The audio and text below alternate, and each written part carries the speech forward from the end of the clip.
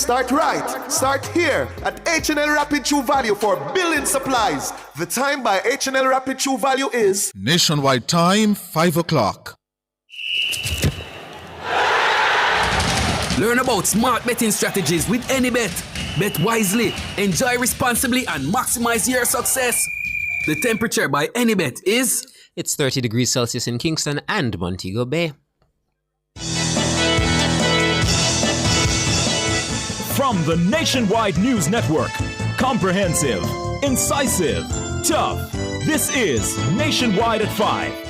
Good afternoon, I'm Robianne Williams. And I'm Mahiri Stewart. In Nationwide news at this hour, the government has reopened $17.5 billion in bonds on the market to help finance the budget. Councillor Mario Mitchell's credibility being called into question over a series of insults posted on his X account. Philip Paulwell tells Darrell Vaz to stop the political gimmicks while Jamaicans suffer from high electricity costs. Minister, why not deal with the high price of electricity now? Why are you electioneering on this matter? The Political Ombudsman Unit says there are no signs of political tension in central Kingston. 2 of 3 monkeys roaming in Stony Hill St. Andrew have been captured. In news from the rest of the world, Guyana launches landmark premium-free crop insurance for rice farmers. The WHO says a chikungunya outbreak is a global risk. In headline sports, World Athletics boss says it's concerned that athletes have not been paid for Grand Slam track. And later in our broadcast, in our cover story at 5:35, JFJ's executive director Michael Jackson says the country may have to look at establishing a committee to review how it imposes sentences. Ms. Jackson, as well as the chair of Jambar's Criminal Practice and Procedure Committee, Anne-Marie Furtado Richards, will join us. In Public Opinion at 6:26, we ask what should be the minimum sentence for a parent who kills their child. Give us your comments by logging on to our Facebook page Nationwide News Network and by tweeting us at Nationwide Radio and message us on WhatsApp at 876-285-5693. You can also leave your comments on Instagram at Nationwide 90FM. In the nation's business at 6:40, children's advocate Diane Gordon Harrison says society's attitudes towards sex crimes against children must change following the recent convictions of men found guilty of sexual abuse and trafficking of minors. Child protection specialist Rose Robinson Hall and executive director of the Jamaica Youth Advocacy Network, Shanique Bowden, will join us. From 7 to 7:30, it's Nature's Remedies with Dr. Denise Daly. Tonight, we'll be looking at the Fresh Cut plant. At 8, it's Prescription for Life with Dr. Andre McDonald. And at 9, it's Affairs of the Heart with Rodney Campbell. Tonight's topic, are you creating boundaries or just projecting insecurities? All these and more as we take you home on air on your mobile, Nationwide 90FM, nationwideradio.com, and on the Nationwide app available on the Google Play and the App Store. This Tuesday afternoon, it's Tuesday, July 2025.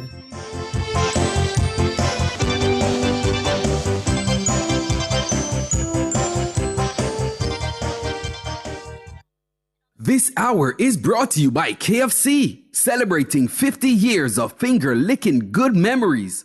KFC, it's finger-licking good. If it's news, it's got to be Nationwide 90 FM. Now to the details. The government has reopened $17.5 billion in bonds on the market to assist in financing budgetary requirements. The 3 bonds of varying values and maturity dates were listed by the Bank of Jamaica on Monday.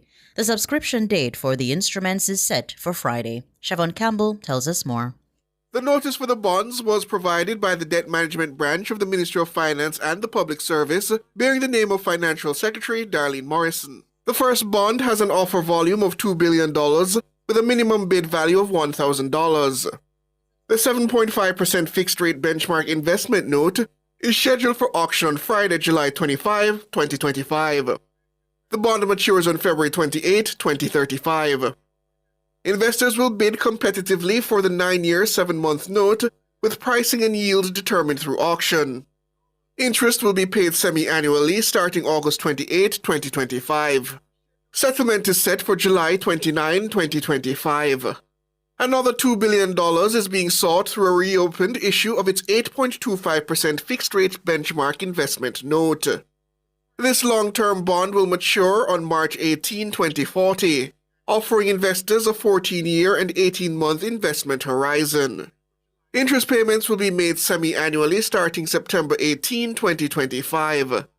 Similarly, the government of Jamaica will seek to raise $13.5 billion through a reopened issue of its 9.6% fixed-rate benchmark investment note. That note is also set to go on auction on Friday, with the bond maturing on November 21, 2031. Interest on the 6-year, 4-month notes will be paid semi-annually starting November 23, 2025. Unlike its longer-dated 2035 and 2040 siblings, this offer carries a significantly higher interest rate, reflecting the shorter tenor. All bonds will be taxable, registered, and tradable, with a settlement scheduled for July 29, 2025, through the Bank of Jamaica's JamClear system. Siobhan Campbell for Nationwide News. The credibility of an explanation given by PNP councillor for the Belfield Division in central Manchester, Mario Mitchell, for a series of insults is being called into question. The insults were posted on Mitchell's X account, directing his critics to perform a lewd act on their mother. Mitchell, the MC of choice at several PNP meetings, blamed a staffer for the posts, which came after members of the public questioned the absence of a drain on a road he boasted about fixing. Mahiri Stewart reports. The post from Mitchell's account told those who asked about the absence of the drain, quote, "Check your mom. Like her, they run deep and wide to everyone," end quote. Another post stated, quote, "Run in on me and think I'm going to stay quiet? You have a next thing coming. My freedom of speech will ensure you get a healthy and hearty SYM," end quote. Councillor Mitchell's explanation that a now suspended staffer posted the tweet is being rejected on social media by members of the public who are pointing out that the tweets are consistent with his general conduct on social media. Among the posts highlighted is one earlier this year, when an artiste appeared on a PNP stage and used the derogatory insult abbreviated as SYM. A member of the public asked Mitchell who the insult was directed at. He replied saying the insult was, quote, "most definitely aimed at you and your people them," end quote. In another post, Mitchell described news that a number of premature babies died in June this year at the Victoria Jubilee Hospital as political payback for the Jamaica Labour Party administration.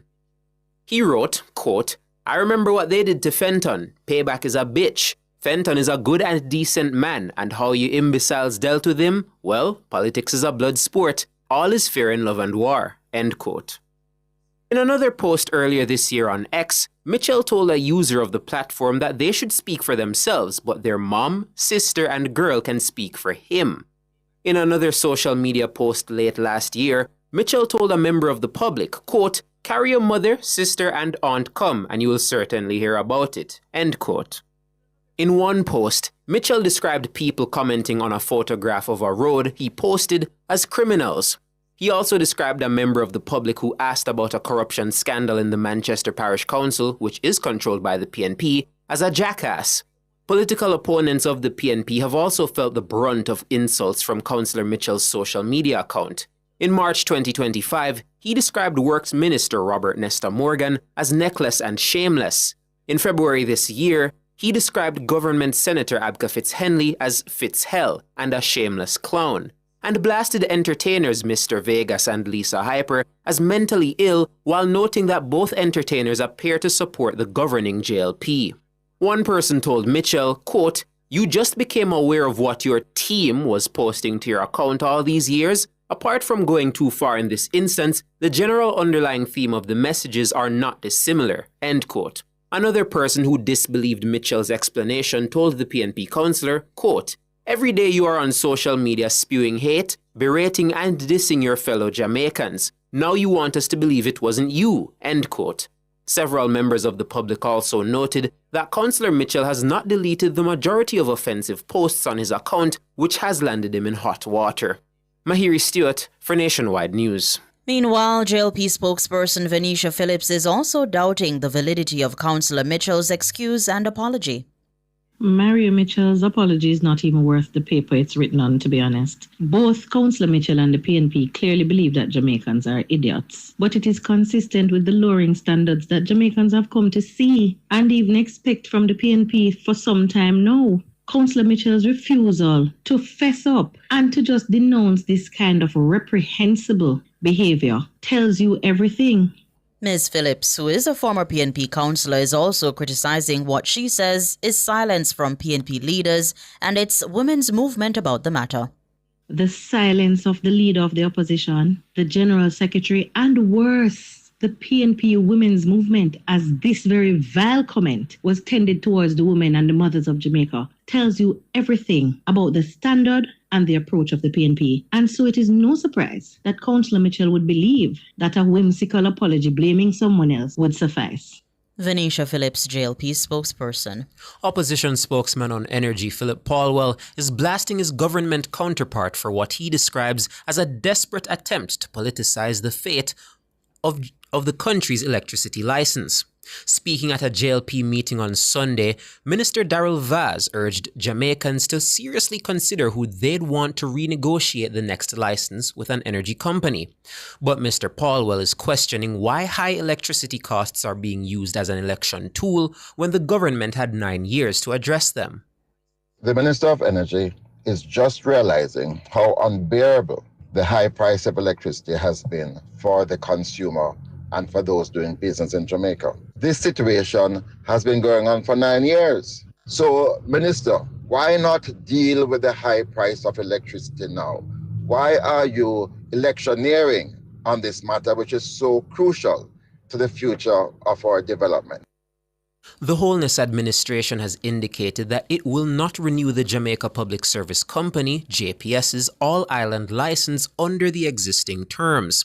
The license is set to expire on July 8, 2027. Minister Vaz cited that the government is open to other negotiations that will better serve Jamaicans. But Paulwell says the government is simply trying to shift the blame. He's urging the JLP to stop politicizing the national issue of high electricity costs. One of the main reasons why this government cannot call an election now is because of the high cost of living. And that is driven largely by the high price of electricity in our country. Consumers are suffering, businesses are suffering. The price of everything in Jamaica is higher because the price of electricity is so high. And at this, the 9th hour, this government is seeking to shift blame from itself and instead to be focusing on the JPS license. So let us not be electioneering now on this issue, so crucial to the development of Jamaica. Let us change this government. Philip Paulwell, opposition spokesman on energy. Head of the Political Ombudsman Unit, LaFron Thompson, says there are no signs of political tension in the Kingston Central constituency. The observation comes after gunshots rang out near the location of the JLP meeting held in the constituency on Sunday night. The police have since stated the incident doesn't appear to be politically motivated. Officials from the Office of the Political Ombudsman and the Police High Command toured sections of central Kingston on Tuesday following Sunday night's incident. Ms. Thompson told Nationwide News that coming out of the tour, it's clear that both sides of the political aisle have been getting along well. We did not present ourselves on the ground to conduct any kind of criminal investigation. Persons seem to be contending well and living peacefully. We were welcome to just walk about, interact, to talk, to ask how has campaigning been going on. And the report is that it has been peaceful generally. LaFron Thompson, head of the Political Ombudsman Unit. The Office of the Political Ombudsman has appealed to political actors and their supporters to exercise good judgment, responsible conduct, and peaceful political engagement ahead of the next general election. It says no act of violence, real or perceived, should be tolerated or allowed to interfere with the conduct of free and fair elections. You're listening to Nationwide News at 5. More news after these.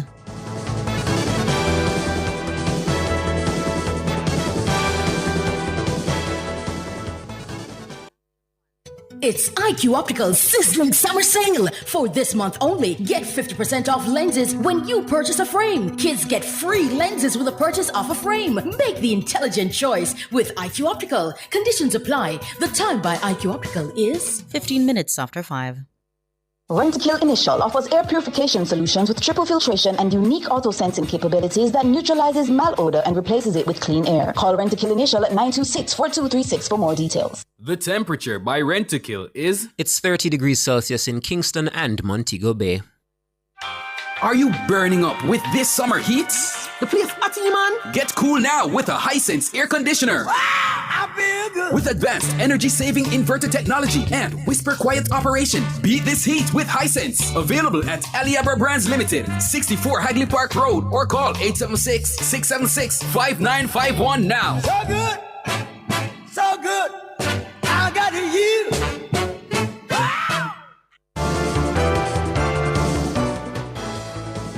Continuing the news, nationwide sources say a criminal gang disrupted by infighting led to the police killing of 5 men in the upscale community of Jacks Hill, St. Andrew on Monday. It's understood the 5 men went to a house in the community to kill the leader of a gang who was marked for death by other heavy hitters in the criminal enterprise. Dana Davy reports.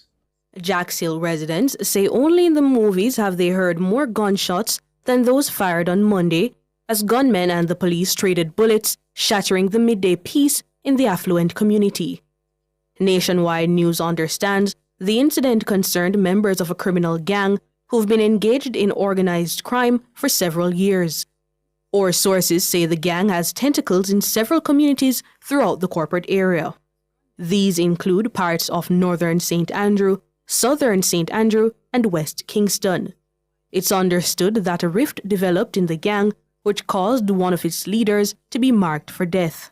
That figure reportedly fled to Jacks Hill, where he sought to lie low at an Airbnb. Or sources say his location was established and 6 men were dispatched to the property to neutralize him. It's understood the 6 got to the location and decided to lie in wait of their target, who was not at the Airbnb when they arrived. The gunmen were in for an unpleasant surprise, though. Instead of their target, it was the police, acting on intelligence, who turned up. Cue mayhem. After heavy and sustained gunfire, 5 of the 6 gunmen lay suffering from gunshot wounds. One of the 6, Courtney Ashley, otherwise called Bloodstain, escaped into nearby bushes.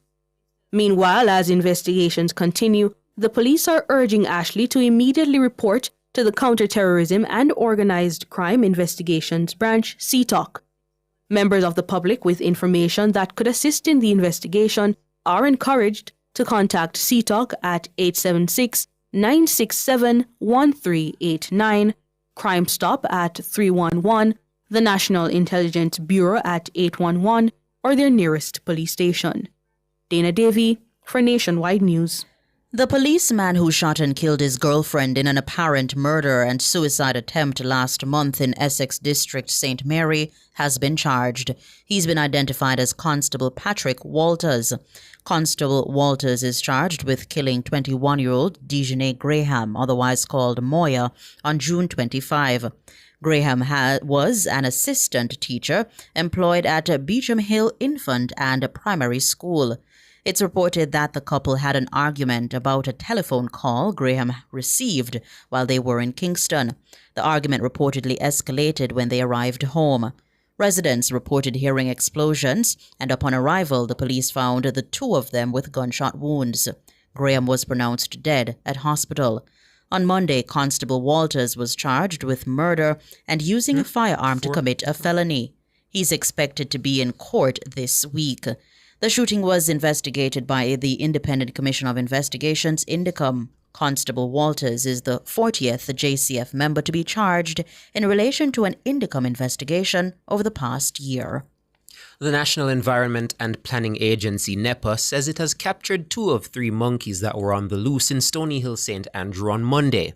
NEPA says the 2 captured monkeys are now in the care of the Veterinary Services Division and the Hope Zoo. NEPA has identified the species of monkey as the white-faced capuchin. This species is not native to Jamaica.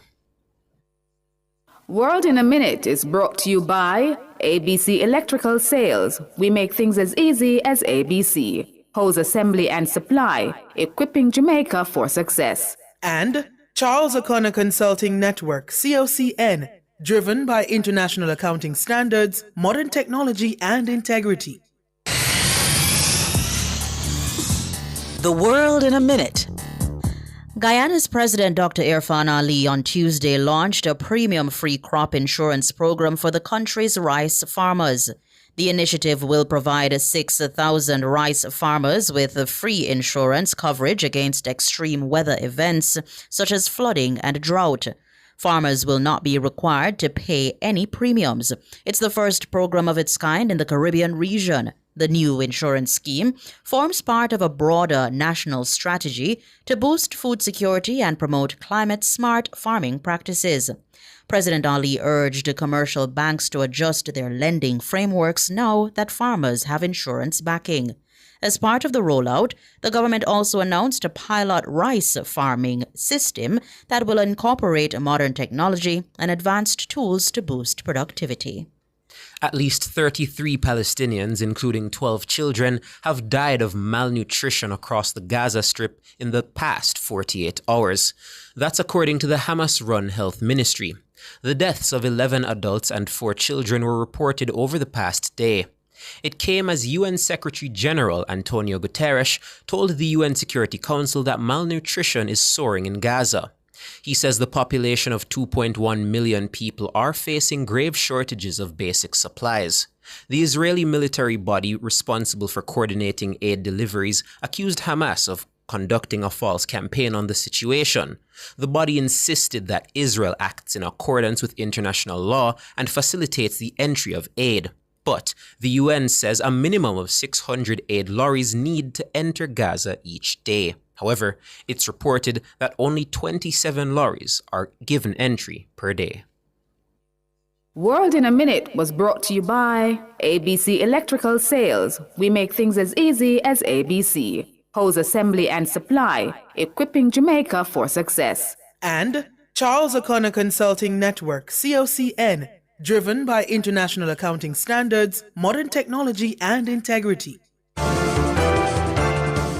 Recapping the top stories making nationwide news at this hour, the government has reopened $17.5 billion in bonds on the market to help finance the budget. Councillor Mario Mitchell's credibility being called into question over a series of insults posted on his X account. Philip Paulwell tells Daryl Vaz to stop the political gimmicks while Jamaicans suffer from high electricity costs. 2 of 3 monkeys roaming in Stony Hill, St. Andrew have been captured. I'm Robianne Williams. And I'm Mahiri Stewart. You can find the news on our website at nationwideradiojm.com and on the Nationwide app, available on Google Play and the App Store. News next, the headlines at 6.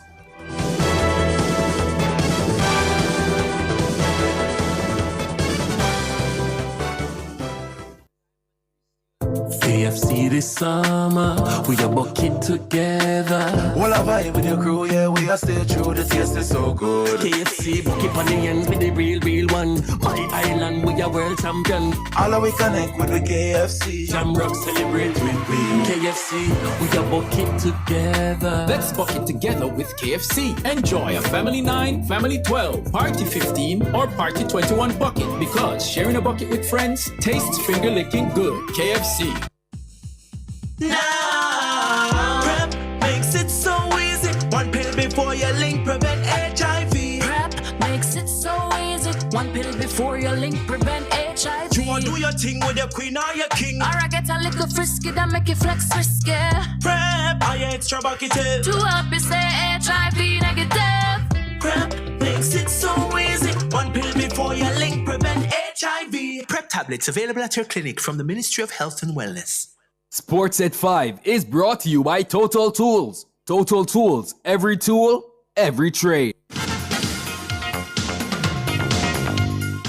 Hello, good afternoon, and welcome to Sports here on Nationwide 90 FM. I'm Wayne Walker. President of World Athletics Lord Sebastian Coe has voiced concerns about the conduct of Michael Johnson's Grand Slam track, with athletes still waiting to be paid prize monies months on from the competition. Johnson launched a new track series earlier this year, offering stars record prize monies of $100,000 for winning their category of one of the 4 scheduled meets.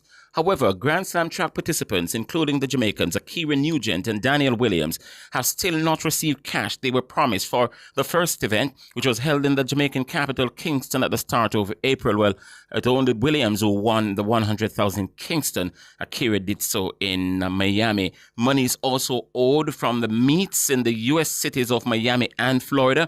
The 4th event, which was planned for Los Angeles last month, was cancelled at late notice. Lord Coe says it's not a good situation, adding that conduct in the sport is important and that they are following the matter closely. Coe says they have had conversations with individual athletes as well as athlete representatives and even meeting directors. Grand Slam track has insisted the athletes will be paid from the Kingston meet by the end of this month, with cash from the other events following later this year. World Athletics Chief Executive John Rigion he said the Grand Slam track have asked for a bit of time. Hopefully, he says, in that time it will be concluded. Former Trinidad and Tobago sprinter Atta Boland says Jamaica's Kishane Thompson is the man to beat for 100 meters gold at the World Championships in Tokyo, Japan in September. Thompson is the current world leader. His 9.75 to win the national championships in Kingston last month, still the best in the world this year. He followed that up with a fast 9.85 to win at the Eugene Diamond League. And speaking with CBS Sports, Boland says Thompson must be the favorite going in. Him and Noah are on a collision course in Tokyo. We know that. But I need to see Noah first because Noah is the one who's behind now. I don't want to count up guys like Benaric and Bromell and others. But for me, the path to the world title goes through Kishane. You can't look at how he's running and the times that he's running and the ease with which he's running and think that 3 people are beating him at Worlds. The former world 200 meters champion says the only possible obstacle for Thompson is inexperience. When Kishane walked out onto the track in Paris, I said it on NBC. I said, he should win. But do not discount the lack of experience at this level. And the one thing that Kishane does not have a lot of is people pulling up next to him when he is mid-flight. And I think if we are honest, if you look at Kishane's last 15 or 20 from Paris, it was a little ragged. So to me, that is literally the only kryptonite that I can see with Mr. Thompson. That means for me, he's the favorite unless I see differently.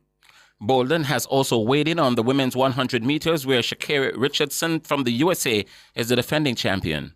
I will go on the record right now on a stretch as saying, I don't think that there's somebody to beat Melissa in Tokyo who is not from St. Lucia. If we're being honest, the 2 of them have separated. And I know that Sha'Carri has time, but it ain't that much time. And I have some issues with the technical aspects of Sha'Carri's race from since last year because she's not getting out of those blocks. And there's no way that you're going to spot Melissa or Julian that much space and run them down. Atta Boland, all roads lead to Jamaica's cricket mecca, Sabina Park, tonight for the send-off for Andre Russell, who will be appearing in international cricket for the last time in his career. The 37-year-old Russell will call time on his international career in the second game of the 5-match T20 international series against Australia. It's set to bowl off at 7 tonight. The West Indies trail 1-0 in the series following a 3-wicket defeat on Sunday.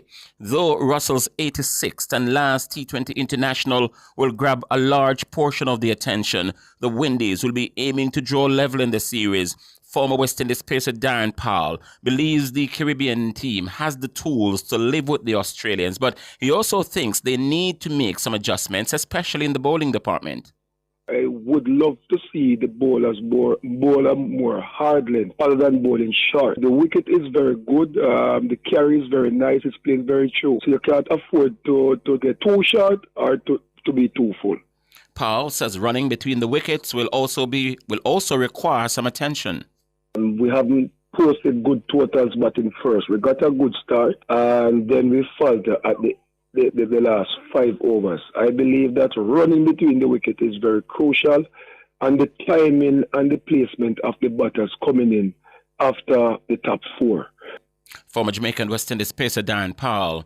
Jamaica will on Thursday contest the third-place playoff in the Cricket West Indies Rising Stars tournament against the Windward Islands at St. Mary's Park in St. Kitts. Jamaica won their previous encounter against the Leeward Islands by 1 wicket yesterday, their fourth victory in the preliminary round of the tournament. USA won and Barbados will battle for the title on the same day. USA won finished top of the table unbeaten, winning all 7 of their games, while Barbados ended second. And finally in sports at this time, defending champions England are proving to be the comeback queens of the European Football Championships in Switzerland.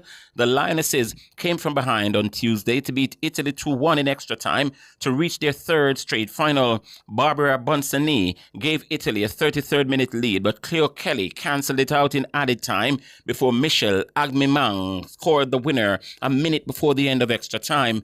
England, who also came from behind to win their quarterfinal, will now await the winner of Wednesday's other semi-final between the world champions Spain and Germany to know who they'll play in the final. And that will do it for sports. We're going to be back, though, at 6:05 with much more.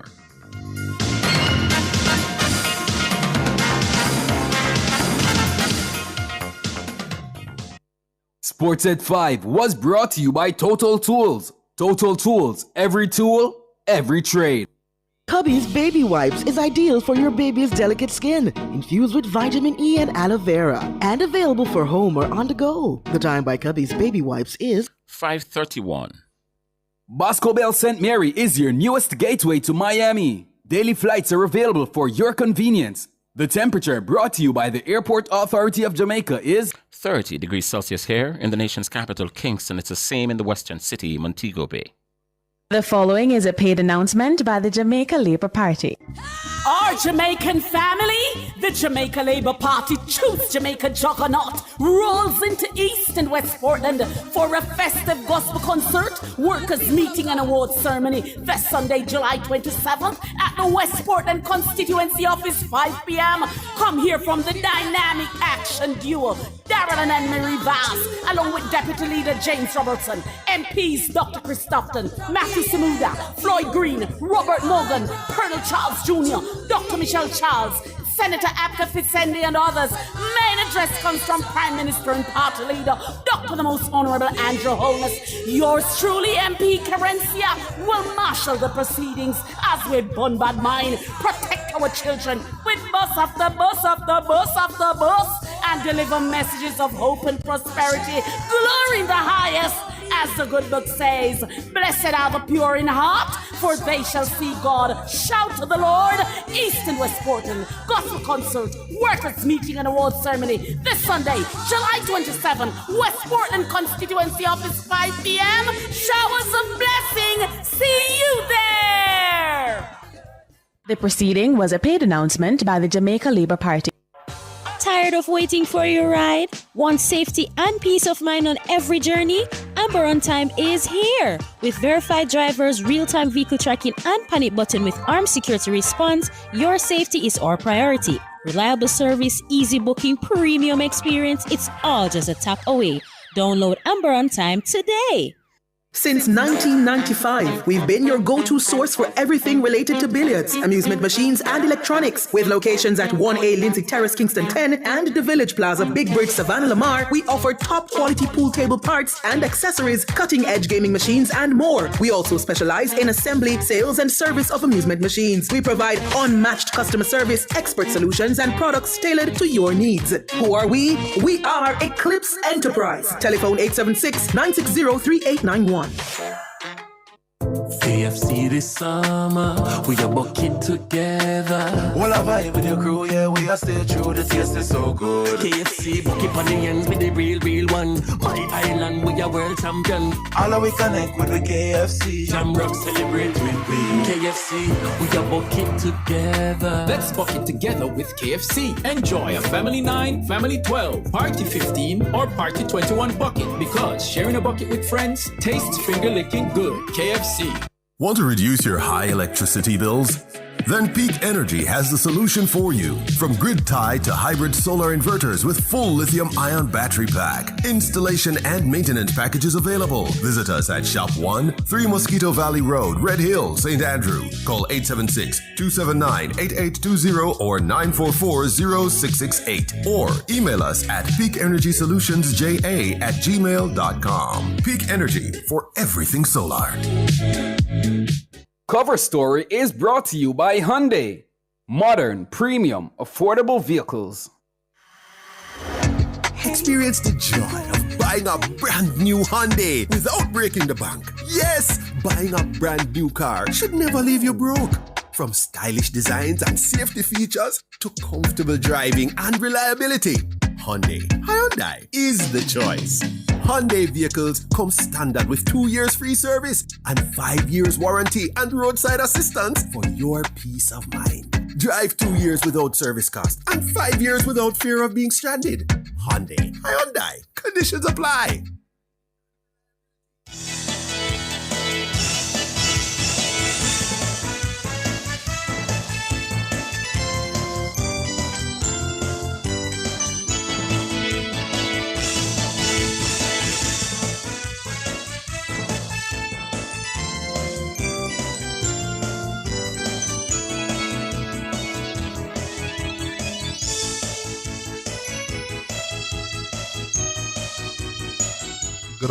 Good afternoon. Thank you so much for joining us here nationwide at 5. I'm Cliff Hughes. And I'm Siobhan Campbell. Good afternoon, Siobhan. Good afternoon, Sir Hughes. Good. Well, in our cover story this afternoon, the Executive Director of Jamaicans for Justice, JFJ, Michael Jackson, says the country may have to look at establishing a committee to review how sentences are imposed. She was reacting to a case involving a father who was sentenced to 33 years for raping, trafficking, and child pornography involving his daughter and stepdaughter. While the organization is certainly not in support of excessive mandatory minimum, because I don't want to be misunderstood, we have called for, when we made our recommendation to the Joint Select Committee reviewing the Offences Against the Persons Act, the 3 pieces of legislation speaking to mandatory minimum, that we should have established perhaps a sentencing commission that would look at how sentences are imposed, and perhaps it's time for us to look at how we utilize consecutive versus concurrent sentencing in our country. I think it's important. That's Michael Jackson. She's the Executive Director of Jamaicans for Justice. Well, the St. Catherine man, a taxi driver, pleaded guilty to the offences in February this year. He was sentenced to a combined 100 years in the Home Circuit Court last Tuesday. However, the sentences will run concurrently. This means the taxi driver will serve only the longest single sentence of 33 years and 8 months before becoming eligible for parole. In another deeply disturbing case, a 72-year-old man was convicted of raping his 3 step-grandchildren aged 6 to 11. This comes amid news of an increase in the reports of rape incidents against children in St. Catherine and other parishes. In another case, a man was sentenced to 6 years in prison after beating fatally his 4-year-old stepson for 2 hours at different intervals for eating slowly. Ms. Jackson is urging Jamaicans to break the culture of silence and report the incidents. We're now being joined by Michael Jackson and Chair of the Criminal Practice and Procedure Committee of the Jamaican Bar Association, Anne-Marie Furtado Richards. Good afternoon, ladies. Good afternoon. Good afternoon, and good afternoon to your listeners as well. Good afternoon to you both. Starting with you, Anne-Marie Furtado Richards, what exactly goes into a sentencing which distinguishes it becoming either concurrent or consecutive? Because I think a lot of Jamaicans don't understand that principle. All right, before we go to the issue of concurrent versus consecutive, if I might be permitted to lay a little foundation in terms of the methodology of sentencing. Am I permitted to do so? Go ahead. Yes, ma'am.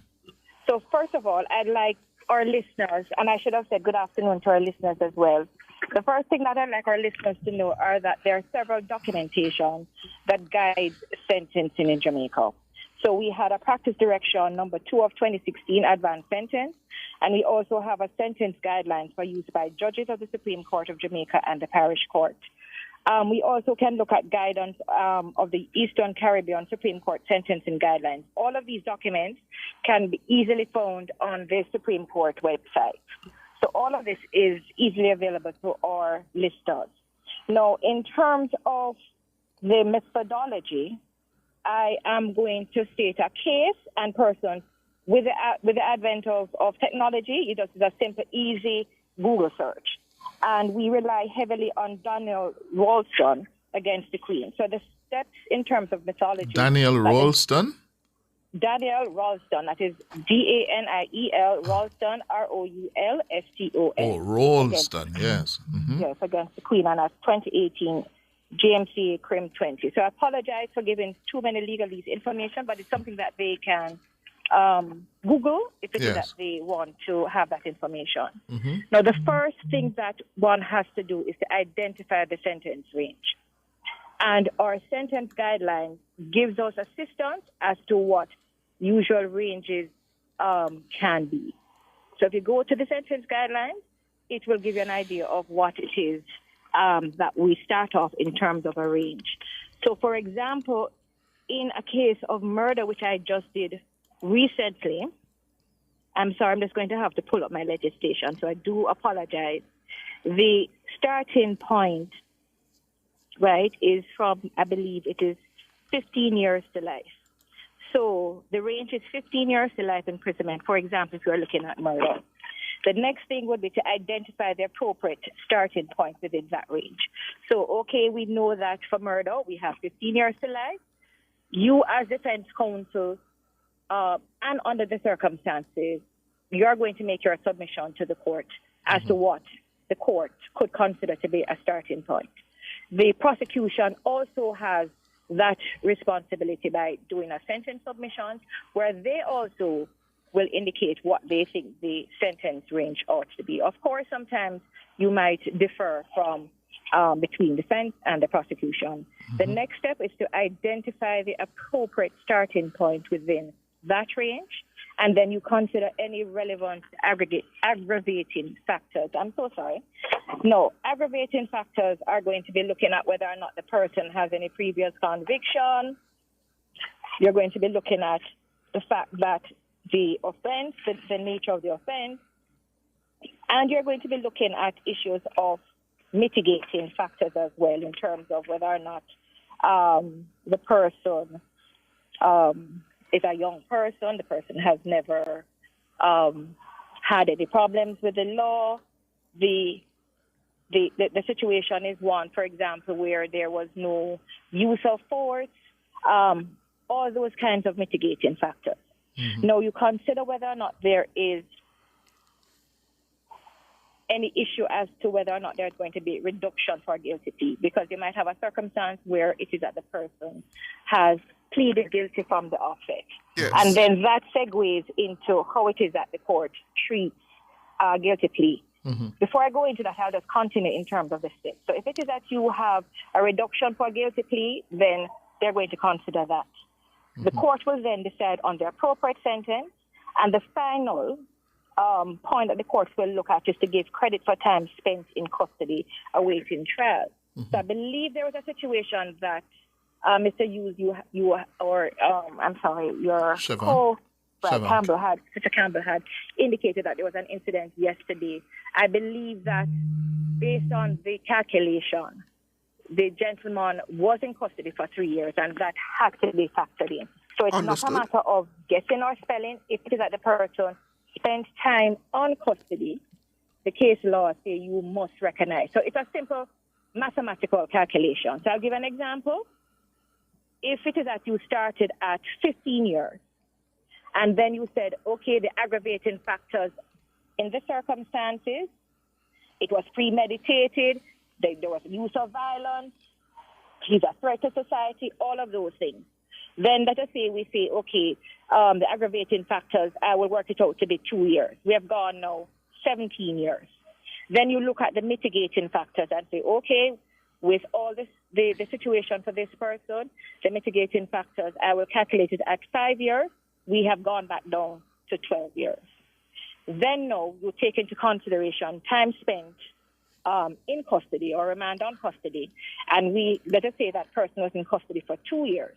You're going to subtract from the 12 this 2 years, and you're going to ultimately reach to a time for imprisonment of 10 years. So when the court follows this methodology, right, you, the accused person's attorney, as well as the victim in the matter, would be able to ascertain how it is that the judge has derived their sentence period. Mm-hmm. So, I'm sorry, you're going to ask me something? No. Well, I'll just say we're up on a break, Madam Furtado Richards, but it's still a matter of when we have multiple charges, how is it do we arrive at them being served consecutively versus concurrently? But please, we'll do that after the break. No problem.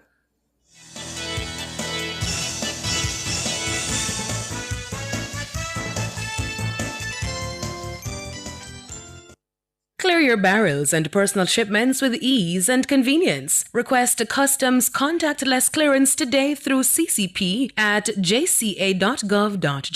The time by the Jamaica Customs Agency is... It's 5:45. Outperform, outlast. With top performance. Jackhammer. Reliable, full stop, not comma. We have the expertise for drilling and demolition. We have the power tools for plumbers and electrician. Fancy select tools, 3 parts and 3 repairs. 3 parts, 3 repairs. In 2 to 3 years. Hilton, available at Delta Supply, 106 Hagley Park Road. Call us at 876-302-6111-4. Delta Supply, we service what we sell. KFC this summer, we are bucking together. All I vibe with your crew, yeah, we are stay true, the taste is so good. KFC, bucket on the ends with the real one. My island, we are world champion. All we connect with the KFC. Jamrock celebrate with we. KFC, we are bucking together. Let's bucket together with KFC. Enjoy a Family 9, Family 12, Party 15, or Party 21 bucket, because sharing a bucket with friends tastes finger-licking good. KFC. If a hurricane mash up your house tomorrow, would your insurance fully cover it? Many Jamaicans are underinsured and don't even know it. One hurricane, and they could be paying millions out of pocket. BCIC's free property valuation tool is here to help everyone update their home's rebuilding cost. Plus, when you update your sum insured with BCIC, you'll get $5 million in free contents insurance and up to 12 months to pay. Visit bciconline.com.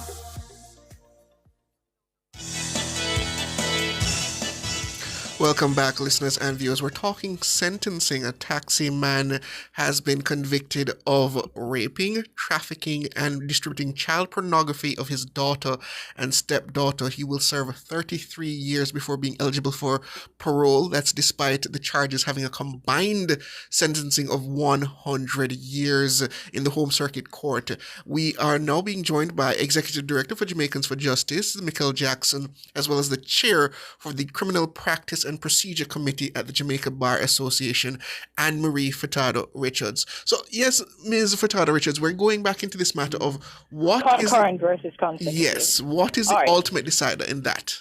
Okay, so concurrent for our listeners, it means it's an event or action that occur at the same time. Versus consecutive, it means that you have an incident that is one after the other in a sequence. Now, there's another case I'm going to quote, and again, as I said, it's a Court of Appeal decision from as far back as 2011 that went into detail as to what is the difference between a concurrent or consecutive sentence. Now, and that is the case of the Queen against Kirk Mitchell, 2011 JMCA Crime 1. Simply put, concurrent, these are where offenses were all committed in the course of the same transaction. So, for example, let us say someone committed an offense using an illegal possession of gun, right? Yes. And so they use a gun to commit a robbery or even to also to shoot and wound someone. So in the old days, that person would have been charged for illegal possession of firearm, wounding with intent, and robbery with aggravation. Now the person is going to be in the possession of a prohibited weapon. So all of that happened on one occasion, and the person has been found guilty and is going to be sentenced. that sentence invariably will run, each count will run concurrent to each other. So let us say the illegal possession of firearm, the person got 15 years, then the robbery with aggravation, the person got 20 years. Let us say the wounding, it was so egregious, they gave them 30 years. Then we know that person will be in custody using the larger sentence of the 30 years. Interesting. So the heinous nature of the crime does not have any impact on this? The heinous nature of the crime does not have an impact on whether it is concurrent or consecutive. It's simply a matter of the cases being essentially being done at the same time? Well, let me go on to say that the consecutive, as I said, is something that runs after the other. However, if it is so egregious that, let us say, a consecutive sentence is being considered, there is a principle called the totality principle, which means the aggregate of the sentence should not substantially exceed the normal level of the sentencing for the most serious of the offenses involved. So let us say, for example, you got, let us say, wounding with intent and the legal possession of firearm. I don't have my guidelines in front of me, so I can't tell you. I'm just going to pick a figure. But let us say the wounding, normally, let me not use wounding because wounding can go up to life. But let us say it's an offense that has a determined period. That means it has a fixed period, 15 years. And the other offense has, let us say, 10 years, but you want to do consecutive. What the cases are saying is that you still have to look at the totality of the offenses and not exceed what the maximum sentence of the offense would be. So we're not saying that there might not be circumstances where the court thinks that you cannot impose a consecutive sentence. Mm-hmm. So we will say that you can, but it would have to be a very egregious set of circumstances, and the court would have to indicate the reasons for not imposing the usual concurrent but consecutive sentence. Because remember, the DPP pursuant to the amendment that was done to the Judicial Appellate Jurisdiction as well as the Judicial Parish Court Act has the power to appeal a sentence if it is that it is felt that it's not adequate or it's unduly lenient. Likewise, the now convicted person has similar powers or rights to appeal if it is viewed that his sentence is manifestly excessive. I think we have to bring in Michael Jackson here. Michael Jackson, the commission that you are proposing, yes? Tell me, what would you want to be their terms of reference? Good afternoon again. I'm happy that council went through all of those explanations because it's important that the public really understands what exists in terms of the sentencing guidelines and what exactly we've been calling for, because proportionality is key. And I'm also happy that council also explained the totality principle, because when you look at the recent case, that is something that jumped out at me, given that rape has a maximum term of life, and I considered whether or not in this particular context where trafficking and those other offenses the person was convicted, whether or not consecutive perhaps would have been appropriate. Just from an organization and a personal perspective, it's something that we were looking at as well, which is why from JFJ, sentencing has to be proportional, it has to be fair, and there must be justice realized. It's not just reacting to public outcry. And it's on that basis that JFJ had called for two things. One, should there be a revision of the sentencing guidelines? Because we're happy to have it, but when you look at the Eastern Caribbean and also the United Kingdom, their sentencing guidelines, it's a little bit more detailed, very offense-driven, wherein when you look at every single offense, serious offenses that is, you can get a sense, if I look at murder, these are the specific aggravating and mitigating factors that ought to be considered. Should I have that? Not necessarily to ensure that there's uniformity alone, so that the public can pick up a document and fully appreciate what exactly goes into a sentence or sentencing process. That's one. The second thing that we have called for is perhaps a sentencing council, similar to what exists in the United Kingdom, or a sentencing commission, similar to what exists in the United States, and it varies per country. I'm told that Jamaica has an advisory committee, but should we have a body that is established by law, that we appreciate that this is their mandate, to have the JAMBAR, the DPP, private attorneys, the judges would be chairing that council. I'm just speaking off the top of my head. It's something that we would need to really think about a little bit more, what works for us. Get proper funding, and they appreciate that this is their mandate to perhaps make recommendations to the legislator about changes that they believe collectively ought to be considered. Do research based on how sentences are being imposed. Do the public education. So when you hear the representative from Jambar speaking, you get a sense of what goes into sentencing. Should we have something by law that does all of what we're even discussing today? So the public is not saying that this is what the judges are doing. The judges are not sensitive to what is happening, but we can appreciate that sentencing ought to be fair and it ought to be just. But I think it needs some proper revision and funding to go into this type of structure. And why is it important as well? We don't want sometimes parliamentarians who are also political actors, members of parliament, reacting only to the outcry when they go to their constituents. You want sentencing to be guided by data, to be guided by the research. So we understand, again, there's uniformity. The victims are being considered, but you don't want a piecemeal approach where sometimes you inflate the sentences for some offenses. For example, the firearm provision we saw recently with the revised legislation versus others when it comes to rape and so on. What is appropriate based on the circumstances, which is why JFJ made that proposal. And I have to put back on to you, Miss Richards of the Bar Association.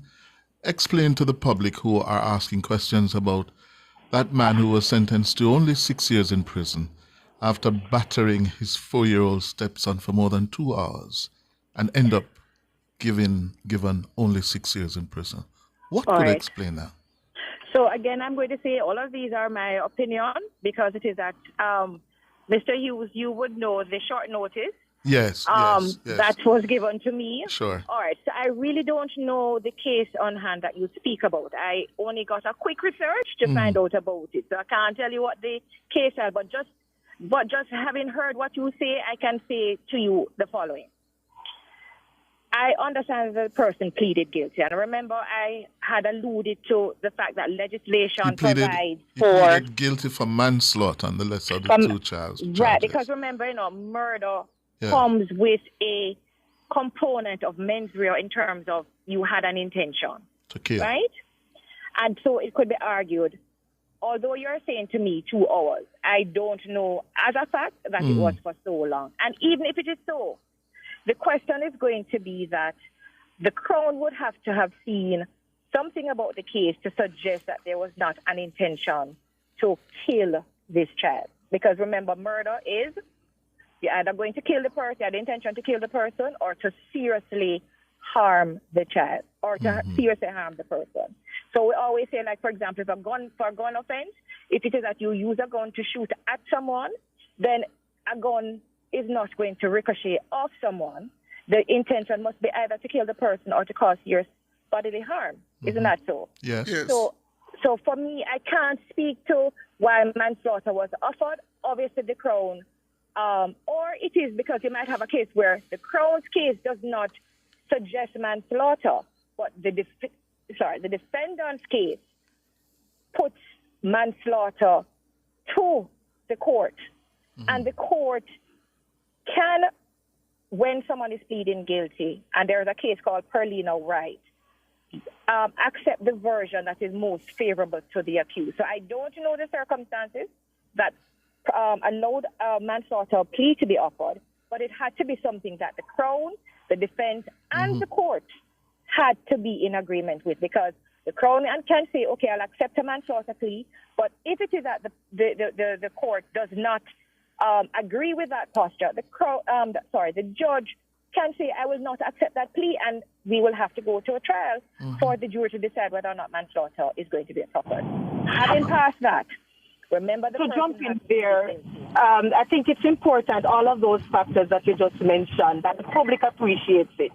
And, I just want to impress upon the media practitioners that these are the things that should go into a story when you're writing the report. Because otherwise, the public is just going to jump up and say, 6 years for something so egregious, perhaps not appreciating all of the factors around intent and how you separate and differentiate between manslaughter versus murder and so on. So I think those are the things that I mean it's important for public education and transparency. Okay, understood. And so the legislation, you have the Criminal Justice Administration Act, as well as the Offences Against the Persons Act, that talks about the discounts. I think a lot of us have heard about it. Under the Criminal Justice Admin Act, 50% is given at the first relevant date. So if it is at the first opportunity, the accused person said, I am guilty. I'm not going to waste the court's time. I am not the family. I am devastated. The family, I don't want to cause any more problems. I am here pleading guilty. He gets 50% consideration because the court don't have to necessarily automatically give him the 50%. Then, if it is that he pleads after the relevant date, but before the trial commences, he gets 35% discount. Okay. If it is that the trial starts, but before the verdict, he gets only a 15% discount. Now, if it's an offense under the Offences Against the Persons Act, if the persons plead versus the Criminal Justice Admin Act, he only gets, and I'm going to say he, as in it could be he or she. So I don't want anyone to cuss me about being gender biased. So it's 33 1/3% if it is that the person pleads at the first relevant date, 25% if after the relevant date but before the trial starts, and 15% if the trial has started but before verdict. So you're going to, that might also be taken into consideration, right? You also remember I told about aggravating circumstances and mitigating circumstances. All of those are going to be put. So it's going to be, you add the aggravating, it's a child, the way in which the person died, then you're going to subtract mitigating. Suppose it is that this person has never been in the trouble with the law. So the person has an unblemished record, and he comes with character witness to say, he's a good church person. We don't know. We're not saying that he didn't do it, and we don't know the person that we know. We are so surprised. The court is going to subtract those mitigating factors. As I said, I was advised that he spent 3 years in custody. So that 3 years in custody must be deducted. So when you do all of those addition of numbers, subtraction of numbers, you are going to get the ultimate number of 6 years. So when persons hear 6 years for the murder of a child, it is not as simple as that. There is thought process involved in the process. Got you. We got to leave it there. Thank you very much, Counsel. Yes? Yes. Very much. You were very helpful in getting us to understand the intricacies of sentencing. Anne-Marie Furtado Richards, she is the chair of the Criminal Practice and Procedure Committee of the Bar Association, and Michael Jackson is the Executive Director of Jamaicans for Justice. Thank you, ladies. You're welcome. Enjoy the rest of your afternoon. Good. The headlines are upon us.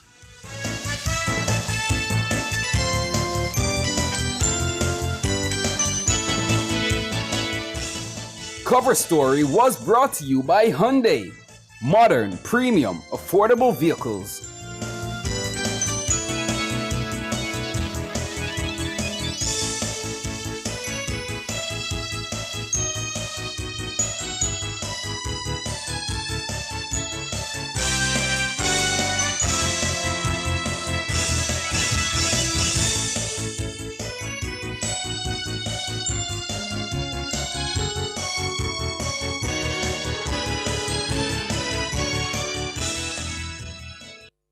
That hour was brought to you by KFC, celebrating 50 years of finger-licking good memories. KFC, it's finger-licking good. The time brought to you by Guardian Life. Live secure, live easy is 3 minutes after 6.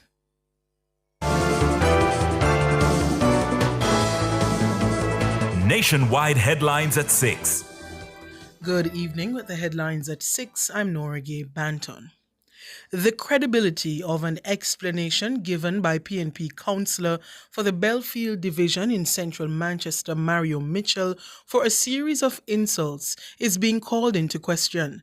The insults were posted on Mitchell's X account, directing his critics to perform a lewd act on their mother. Mitchell, the MC of choice at several PNP meetings, blamed a staffer for the posts, which came after members of the public questioned the absence of a drain on a road he boasted about fixing. The post from Mitchell's account told those who asked about the absence of the drain, quote, "Check your mom. Like her, they run deep and wide and to everyone," end quote. Another post stated, quote, "Run in on me and think I'm going to stay quiet? You have a next thing coming. My freedom of speech will ensure you get a healthy and hearty SYM," end quote. Councillor Mitchell's explanation that a now suspended staffer posted the tweet is being rejected on social media by members of the public who are pointing out that the tweets are consistent with his general conduct on social media. Among the posts highlighted is one earlier this year when an artist appeared on a PNP stage and used the derogatory insult abbreviated as SYM. A member of the public asked Mitchell who the insult was directed at. He replied, saying the insult was, quote, "most definitely aimed at you and your people them," end quote. In another post earlier this year on X, Mitchell told a user of the platform that they should speak for themselves, but their mom, sister, and girl can speak for him, end quote. In another social media post late last year, Mitchell told a member of the public, quote, "Carry your mother, sister, and aunt. Let me do that again. Carry your mother, sister, and aunt come, and you will certainly hear about it," end quote. Several members of the public also noted that Councillor Mitchell has not deleted the majority of the offensive posts on his account, which had landed him in hot water. Meanwhile, JLP spokesperson Venetia Phillips is also doubting the validity of Councillor Mitchell's excuse and apology. Mario Mitchell's apology is not even worth the paper it's written on, to be honest. Both Councillor Mitchell and the PNP clearly believe that Jamaicans are idiots, but it is consistent with the lowering standards that Jamaicans have come to see and even expect from the PNP for some time now. Councillor Mitchell's refusal to fess up and to just denounce this kind of reprehensible behavior tells you everything. Ms. Phillips, who is a former PNP councillor, is also criticizing what she says is silence from PNP leaders and its women's movement about the matter. The silence of the leader of the opposition, the General Secretary, and worse, the PNP women's movement, as this very vile comment was tended towards the women and the mothers of Jamaica, tells you everything about the standard and the approach of the PNP. And so it is no surprise that Councillor Mitchell would believe that a whimsical apology blaming someone else would suffice. Venetia Phillips, JLP spokesperson. Opposition spokesman on energy Philip Paulwell is blasting his government counterpart for what he describes as a desperate attempt to politicize the fate of the country's electricity license. Speaking at a JLP meeting on Sunday, Minister Vaz urged Jamaicans to seriously consider who they'd want to renegotiate the next license with an energy company. But Mr.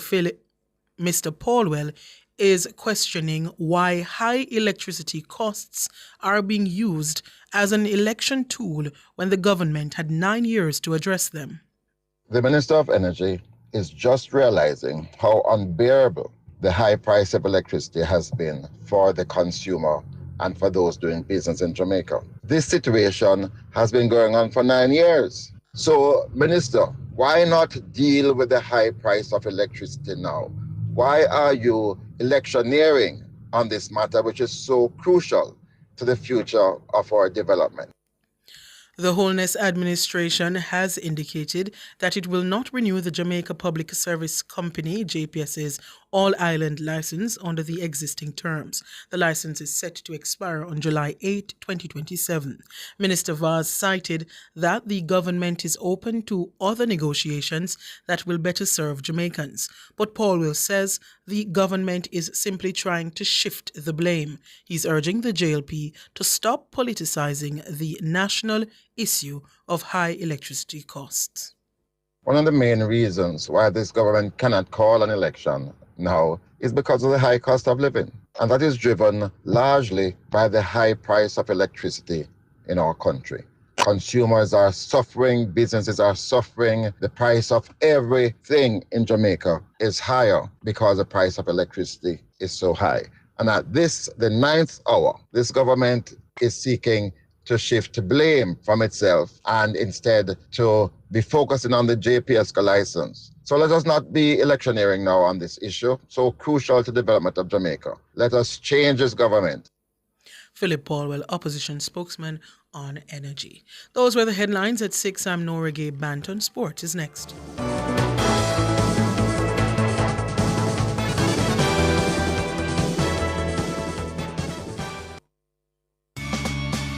Enough power tool, big to small. Jack on my figure, dig the wall. Our Total Tools. Beat back a figure, trim the lawn. We have everything a job demand. Total Tools. We rent them, sell them, and fix them. Also give Total Tools a call. When I say home improvement, landscape construction, a Total Tools are your option. Home improvement, landscape construction, Total Tools are your option. Total Tools, located at 102 Main Street, Ocho Rios, 34 Slive Road, Kingston. And lot C6 Jacksaw, Sentence Bay. Call us today. Truth is, HIV affects everyone. Truth is, avoiding care leads to a weaker immune system. That means you could get really sick. The truth is, the hardest pill to swallow isn't the medication. It's the problems that follow when you don't take them. Let's get through this together. Remain in care. You can live life to the fullest with HIV. And that's the truth. A message from the Ministry of Health and Wellness. You want to win? Then just bet. Bet on the game, no stress, no sweat. And win big in the Wanna Bet Just Bet promotion. Spend $1,500 or more on one Just Bet ticket and complete the entry form at promotions.supremegames.com for your chance to win. Third place gets Beats by Dre. Second place gets an iPhone 15 and AirPods Pro. And first place gets a 65-inch TV and a soundbar. Promotion runs May 16 to July 20, 2025. Grand draw July 25, 2025. Authorized under Section 58. Of the Betting, Gaming and Lotteries Act.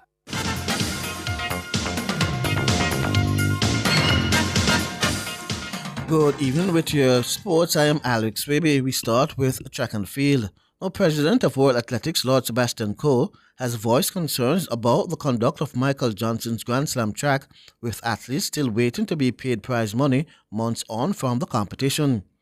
Johnson launched a new track series earlier this year, offering star record prize pots of $100,000 for winning their category at one of the 4 scheduled meets. However, Grand Slam track participants, including Jamaica's Akira Nugent and Danielle Williams, have still not received cash they were promised from the first event, which was held in the Jamaican capital of Kingston at the start of April. Money is also owed from the meets in the U.S. cities of Miami and Philadelphia. The 4th event, which was planned for Los Angeles last month, was cancelled at late notice. Lord Coe says it is not a good situation, adding that conduct in the sport is important and that they are following the matter closely. Coe says they have had conversations with individual athletes, athletes representatives, and even meeting directors. Grand Slam Track has insisted athletes will be paid from the Kingston meet by the end of this month, with cash from the other events following later this year. World Athletics Chief Executive John Riggin says Grand Slam Track have asked for a little bit of time. Hopefully, in that time, it will be concluded. Former Trinidad and Tobago sprinter turned broadcaster Otto Bolden says Jamaica's Kishane Thompson is the man to beat for the 100-meter gold at the World Championships in Tokyo, Japan in September. Thompson is the current world leader with his 9.75 seconds to win the national championships in Kingston last month. He followed that up with a fast 9.85 to win at the Eugene Diamond League. Speaking on CBS Sports, Bolden says Thompson must be favourite going in. Him and Noah are on a collision course in Tokyo. We know that. But I need to see Noah first because Noah is the one who's behind now. I don't want to count out guys like Benarik and Bramel and others. But for me, the path to the world title goes through Kishane. You can't look at how he's running and the times that he's running and the ease with which he's running and think that 3 people are beating him at Worlds. The former world 200 meters champion says the only possible obstacle for Thompson is inexperience. When Kishane walked out onto the track in Paris, I said it on NBC. I said, he should win. But do not discount the lack of experience at this level. And the one thing that Kishane does not have a lot of is people pulling up next to him when he is mid-flight. And I think if we are honest, if you look at Kishane's last 15 or 20 from Paris, it was a little ragged. So to me, that is literally the only kryptonite that I can see with Mr. Thompson. That means for me, he's the favorite unless I see differently. Bolden also weighed in on the women's 100 meters, where Sha'Carri Richardson is the defending champion. I will go on the record right now on a stretch as saying, I don't think that there's somebody to beat Melissa in Tokyo who is not from St. Lucia. If we're being honest, the two of them have separated. And I know that Sha'Carri has time, but it ain't that much time. And I have some issues with the technical aspects of Sha'Carri's race from since last year because she's not getting out of those blocks. And there's no way that you're going to spot Melissa or Julian that much space and run them down. At Bolden. Now all roads lead to Jamaica's cricket mecca, Savannah Park, tonight for the send-off for Andre Russell, who will be appearing in international cricket for the last time in his career. The 37-year-old Russell will call time on his international career in the second game of the 5-match T20 International Series against Australia. The West Indies trail 1-0 in the series following a 3-wicket defeat on Sunday. Though Russell's 86 and the last T20 International will grab a large portion of the attention, the Windies will be aiming to draw level in the series. Former West Indies pacer Darren Powell believes the Caribbean team has the tools to live with the Australians, but he also thinks they need to make some adjustments, especially in the bowling department. I would love to see the bowlers bowl more hard length other than bowling short. The wicket is very good. The carry is very nice. It's played very true. So you can't afford to get too short or to be too full. Powell says running between the wickets will also require some attention.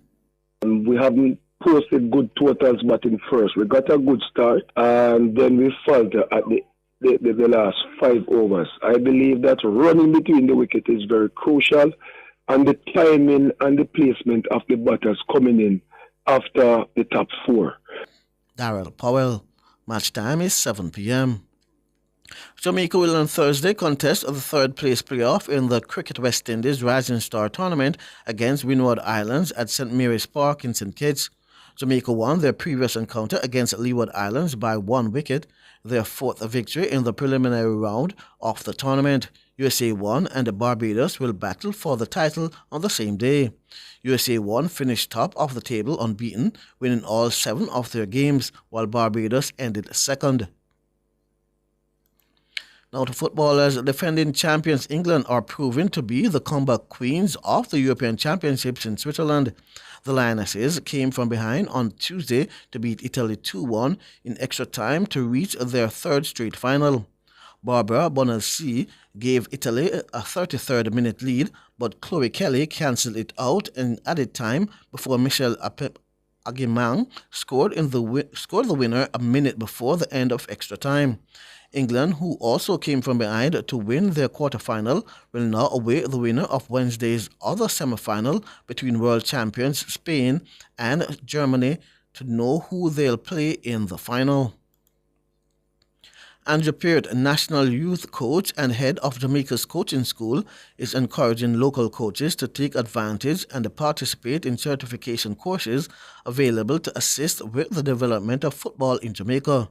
Peart is currently one of 4 local coaches alongside Meron Gordon, Theodore Whitmore, and Rudolph Speed, who are participating in the ongoing TTFA CONCACAF Pro License Coaching Certification course.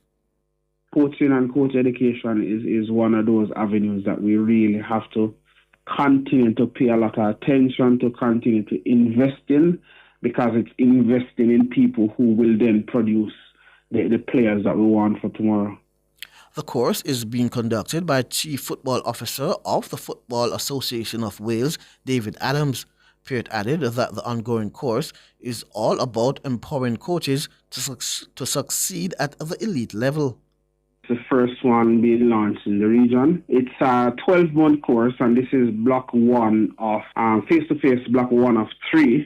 So we'll have 2 more face-to-face on-site meetings between now and next year. So the pro license is aimed at providing aspiring coaches at the professional level with the necessary guidance and support to succeed at that level. Andrew Peart. 3 Jamaicans will be involved in Sunday's final of the 2025 Australian Suncorp Netball League at the Rod Laver Arena in Melbourne. The West Coast Fever with Janelle Fowler-Nemhard, Shanice Beckford and Kadian Dehaney beat the New South Wales Swift 75-45 to book a spot in the final. It's been a record-breaking season for the Fever, who became the first team in the league's history to win 13 games in a row. Former Sunshine Girls assistant coach Winston Nevers believes the latest achievement speaks to the high talent level the country has in the sport.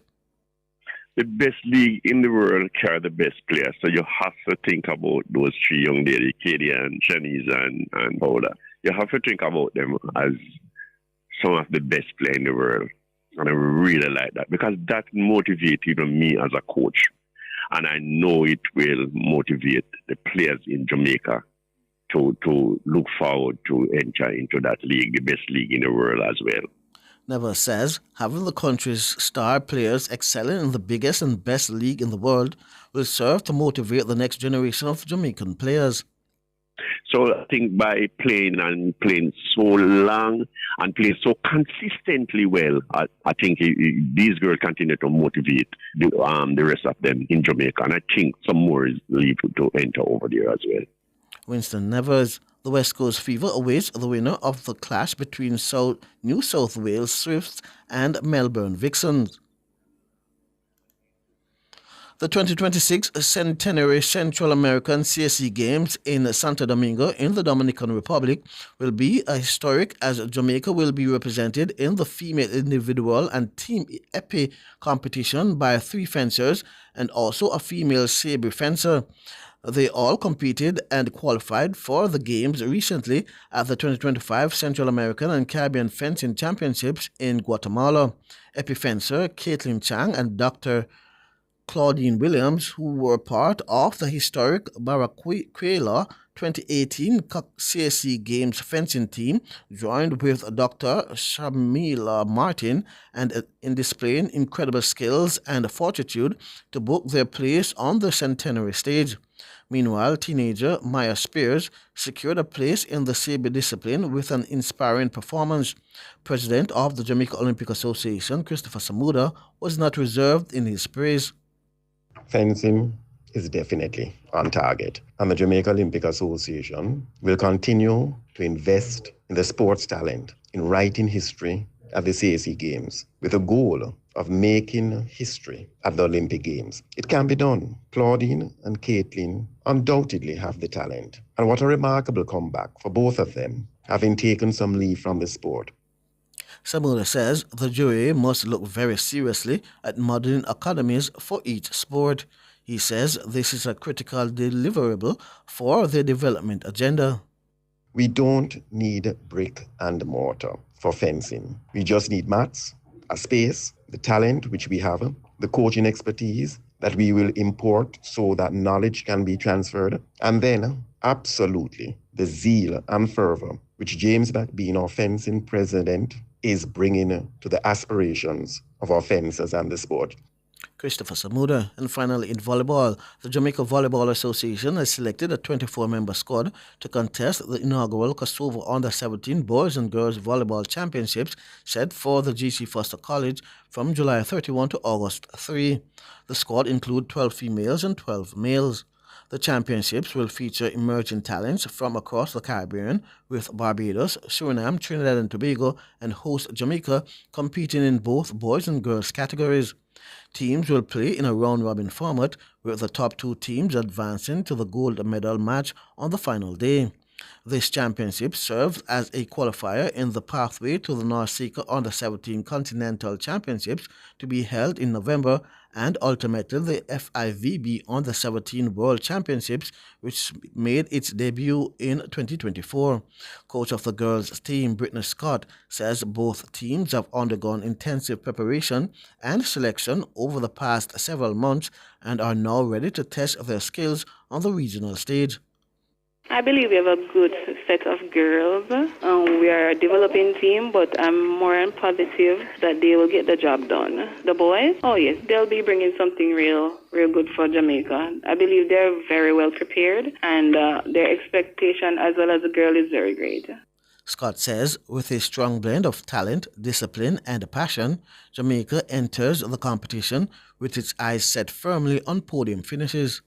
We have to do well because, as you said, it's inaugural and it's held in Jamaica, so we have to represent our nation well and proud. Even though it's a developing team, our focus is to be on that podium. It's the first ever U17 team, so I do expect everyone to be coming at a high intensity, but at the same time, I believe all the teams are developing unless they're being transferred from various clubs from outside of the country, whereas a lot of coaches do that just to get the best crop to represent their country. But I think it will be a level playing field, so the ball is in anyone's court. But I know Trinidad and Suriname has a very solid volleyball program, so I believe, yes, that I think they're more likely, not a threat, but more of a more competitive vibe. Brittany Scott, I'm Alex Ribby, and that's your sports.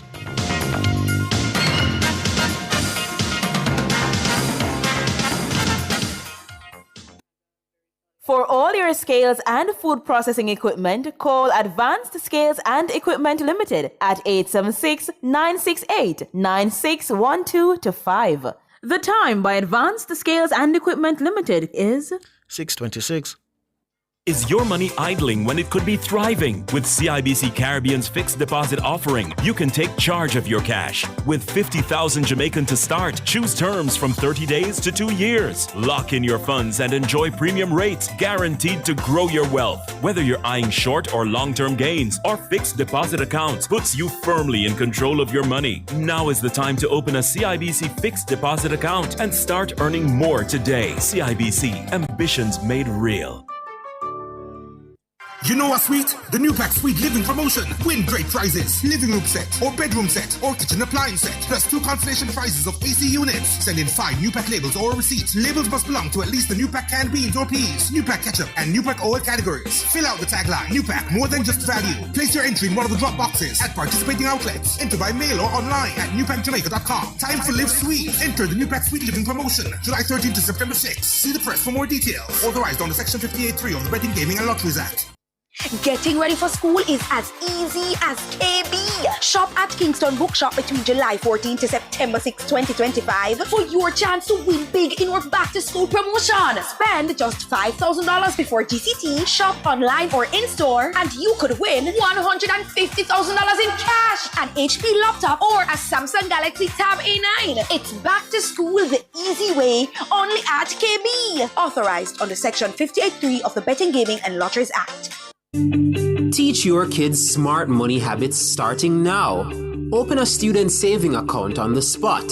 Enjoy financial literacy games and get budgeting tips just in time for the new school year. It's all at the nationwide 90 FM Back to School Fair, where families get real value. Saturday, August 9, 10 a.m. to 6 p.m. at Harmony Beach Park, Montego Bay. It's the nationwide 90 FM Back to School Fair. Public Opinion is brought to you by Cleasing Industrial Supplies Limited, Industrial Automation and Control Solutions. Good evening, and welcome to Public Opinion. I'm Robian Williams. A special good evening to our friends over on our YouTube platform. Thank you so much for tuning in. We invite you to weigh in live in the comments section on today's Public Opinion, and we're going straight to it. We're turning our attention to a story we saw earlier this week in the Gleaner concerning a sentencing. The sentencing of a Kingston laborer who beat his 4-year-old stepson over 2 hours for eating slowly, resulting in the child's death. He was sentenced to 6 years in prison for manslaughter, the charge of manslaughter. The sentence was handed down by Justice Bertram Morrison in the St. Catherine Circuit Court last Thursday. The 26-year-old offender, Shandy Bennett, was initially charged with murder but pleaded guilty to the lesser charge of manslaughter in connection with the July 2021 death of Nashawn Brown. However, despite his guilty plea, he sought to shift blame in the social inquiry, claiming that the child's mother was ultimately responsible for the boy's death and that he had only taken the blame because she was pregnant at the time with his child. Bennett, who was also charged with sexual touching, also claimed in the inquiry report that he is not aware of the outcome. The child's mother said Bennett had beaten the child for 2 hours at different intervals. This led to the death of the child. So in Public Opinion this evening, we're asking, based on the 6 years given, the charge of manslaughter, we're asking what should be the minimum sentence for a parent who kills their child? What should be the minimum sentence for a parent who kills their child? I'll turn my attention to our Facebook platform right here. Let me see if I can get to our Instagram instead. Avril Scarlett is saying life without parole. That should be the minimum sentence. One Tari is saying it depends on what the child did, because me bring him come here and I will surely take him out back. Wow. Never expected that one. But this is something that we've heard like in passing, or we've heard parents say, but yeah. Shani is saying life. One Shani is also saying life. The minimum sentence for a parent who kills their child should be life. The Cosmic Bay is saying life with hard labor. 177 years without parole, says Robert Gregory Lewis. 40 years minimum, Crazy Legs. That's coming from Crazy Legs. Natalia Burton is saying it's dependent on intent. Yeah? Death sentence. A life for a life. This is coming from Pretty Purpose. Life in prison for 2nd degree and hanging tree for 1st degree. According to Nika only, death sentence. A death sentence should be the minimum sentence for a parent who kills their child. Let me see. York Rich is saying, my parents always tell me they took me here, they can take me out, so they should be allowed to do whatever they want. And as I say, we always hear it in passing, always hear it in passing. And me bring you come here, so me can take you out. We've always heard that in passing. And often I feel as though it's just something that is just said, never really take it seriously in that sense. All right, our Facebook comments. Let me start with barking. It depends on their mental state at the time of the incident and the circumstances surround the incident. Mervyn is saying we can only answer this question based on the fact that when murderers who are killing or taking people's lives every day face a very long sentencing, then we can sit comfortably to talk about parents who took their child's life. Wow. Edney Powell is saying it depends on the age of the child. It says a lot because if a child is under 12 months old, that would be a case of infanticide, and most times the court have mercy on the lactating mother because she's not in her right mind. Philip Jackson saying, children, obey your parents in the Lord, for this is right. Parents, provoke not your children to wrath. It has great meaning. That is why the Bible points it out. What can one be charged to reward the loss of a child? Nothing. When you add it all up, the cost of real love is no charge. Audrey Allen is saying, honestly, there are some things that we shouldn't even waste time to think about. Daphne is saying any parents that takes the life of their children should get the death penalty. The only way he or she should get less than that is only if it is self-defense. Siggy is saying life depending on how it happened. Yeah, life imprisonment coming from Wesley also. And Boss Lady believes it's dependent on the circumstances. What should be the minimum sentence for a parent who kills their child? This is coming off of a story we saw earlier this week in the Gleaner concerning a 6-year sentence for the charge of manslaughter for a Kingston man who beat his 4-year-old stepson over 2 hours for eating slow, resulting in the child's death. David Nabar is saying murder is murder. Murder is murder. Nothing less than 50 years minimum, saying Ms. Sunshine. Let me see if I can get in a few more. David Nabar says if you bring the kid, come here and you will take him out, then you are going straight to hell. Life in prison, saying Faye Wright. David Nabar, life without parole. I'm seeing a lot of life sentences here. Carol Medley saying life. Derek Lewis, life in prison without parole. It's such a sad story for you to beat a child for over 2 hours at intervals. Well, even if it wasn't at intervals. I don't know. And I always find it not funny because we Jamaicans, we have this thing where we beat the pitney. Where we beat the pitney them and then tell them to stop them knives. Make it make sense. Like looking at it logically. If you beat a child, the child will cry. Then you going to tell the pitney to stop him knives. That makes sense. Howard Irving is saying 2 hours is a long time. Edgar Gordon, a life for a life. Parent, family or stranger. Reggae-matic is saying it is madness. Yeah? Further down in the story, I see somebody saying, so the mother allowed the man to treat her child that way. Further down in the story, I read that she tried to intervene. However, she too was beaten. Wow, a lot of things happening, guys, especially coming out of the courts. Yeah. Life sentences. But I'm getting the wrap-up signal. Thank you so much for participating in Public Opinion. The Business Report is up next.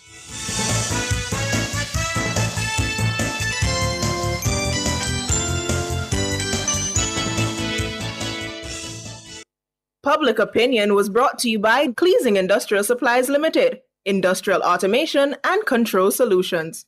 Drive the most exciting new vehicles in Jamaica. Schedule your 2024 Ford Ranger pickup or Ford Everest 7-seater SUV test drive now. Call or visit KIG today. The time by KIG is 6:36. Visit Marshall's Pharmacy, Greater Portmore, for all your prescription needs, gifts, personal care, household and stationery items. The temperature by Marshall's Pharmacy, Greater Portmore is 30 degrees Celsius in Kingston and Montego Bay.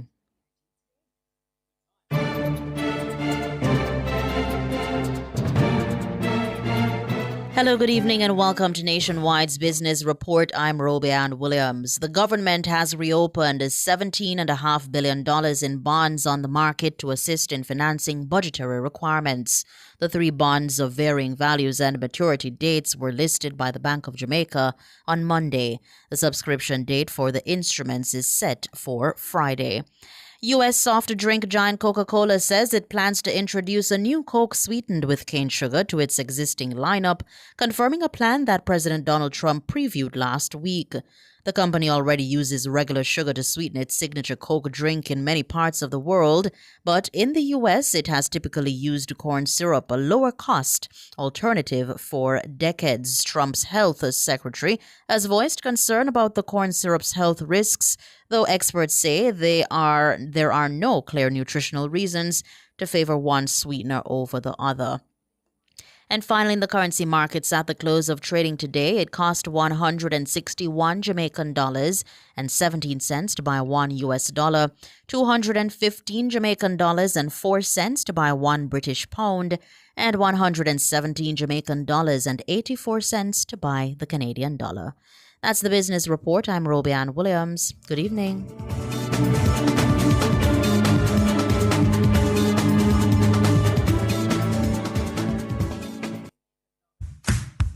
Start the school year healthy and ready. Bring the kids to the nationwide 90FM Back to School Fair for vision and dental checks, blood pressure and blood sugar tests, and even immunization support. It's peace of mind for parents and a confident start for students.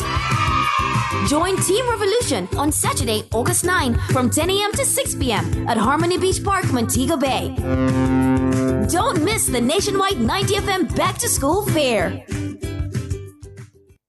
KFC this summer, we a bucket together. All a vibe with your crew, yeah, we a stay true, the taste is so good. KFC, bucket on the ends with the real one. My island, we a world champion. All of we connect with the KFC. Jamrock celebrate with we. KFC, we a bucket together. Let's bucket together with KFC. Enjoy a Family 9, Family 12, Party 15, or Party 21 bucket, because sharing a bucket with friends tastes finger-licking good. KFC. Short-sightedness, the inability to see well in the distance, is on the rise and is affecting millions of children worldwide, increasing their risk of serious eye conditions later in life. At IQ Optical, we're proud to lead the fight against short-sightedness with revolutionary Maya Smart therapeutic lenses, specifically designed for young eyes. This month only, your child can receive a free second pair of our revolutionary lenses. Help protect your child's vision today. Visit IQ Optical, where clarity never looked sharper. We have, as a people, been fed a steady diet of information, oftentimes untrue, that nothing nah go on. This is probably the first government that almost every single day of the week could have a groundbreaking, a handing over, a contract signing, a commissioning, because enough things are going on in Jamaica under the Andrew Holness-led government. Enough things. So when they come to you with the negativity about nothing nah go on, you may not see what is happening. So when you see groundbreaking, we have been working 2 years, 3 years before, bringing it through a process, and we have all kinds of projects, not in a pipeline. Our projects are on a track, so we have a train line of projects to come. This message is brought to you by the Office of the Prime Minister. Still sweating with that old fan? It's time to upgrade! Meet Glacier, the AC unit that thinks for you. Energy efficient to slash your power bill. Wi-Fi enabled so you can control it from your phone. And self-cleaning because you've got better things to do. Powerful, smart, hassle-free. Call now at 876-923-652-123. Geddes Refrigeration Limited, delivering the perfect cooling solution tailored to your needs. Back to school doesn't have to break the bank. Swap instead of shop. Join Nationwide 90FM at our Back to School Fair on Saturday, August 9 from 10 a.m. to 6 p.m. at Harmony Beach Park in the western city of Montego Bay. Bring those books your kids no longer need and swap them for ones they do. Plus, enjoy fun activities, entertainment, and meet your favorite nationwide personalities. It's all happening in St. James on Saturday, August 9 from 10 a.m. to 6 p.m. at Harmony Beach Park. See you there.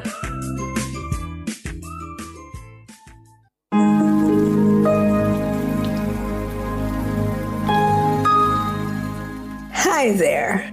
Here's some good news for these trying times. Quote, "By God's word, I can see where I'm going. They throw a beam of light on my dark path." Unquote.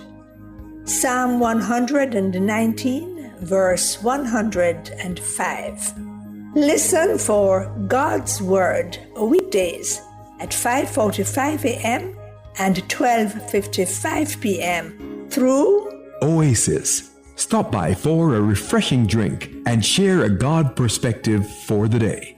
Oasis, weekdays 5:45 a.m. and 12:55 p.m. right here on Nationwide, a revolution in media.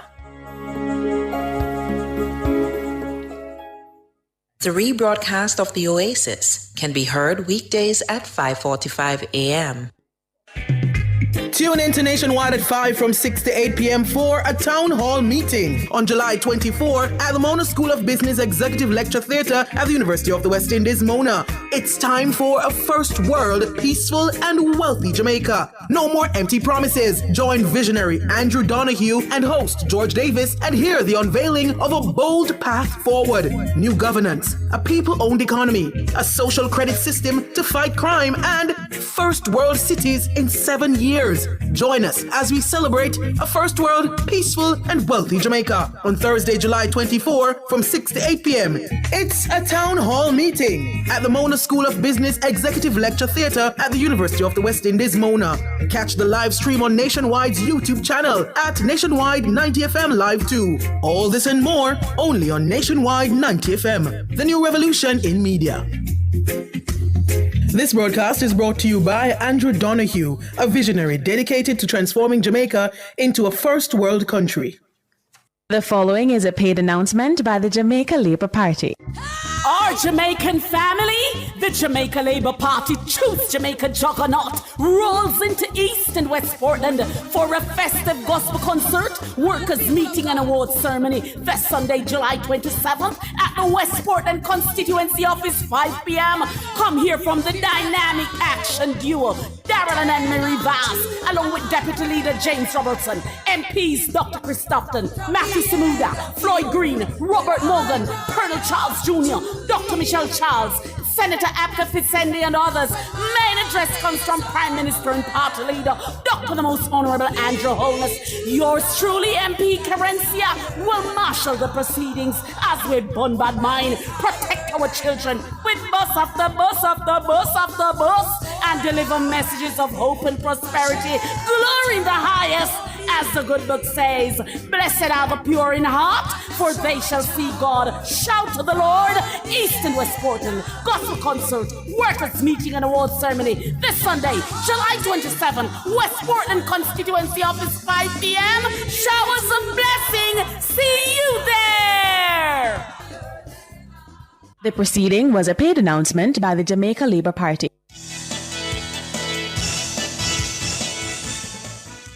Good afternoon, listeners and viewers. It's 6:45 and we're taking you into the nation's business. I'm Siobhan Campbell, soon to be joined by the famous and veteran journalist Cliff Hughes, and we're talking about, or continuing the discussion rather, about the rise of sexual abuse against children. The recent convictions of men found guilty of sexual abuse and trafficking of minors is being welcomed by children's advocate Diane Gordon Harrison. But the former prosecutor says society's attitudes towards sex crimes against children must change.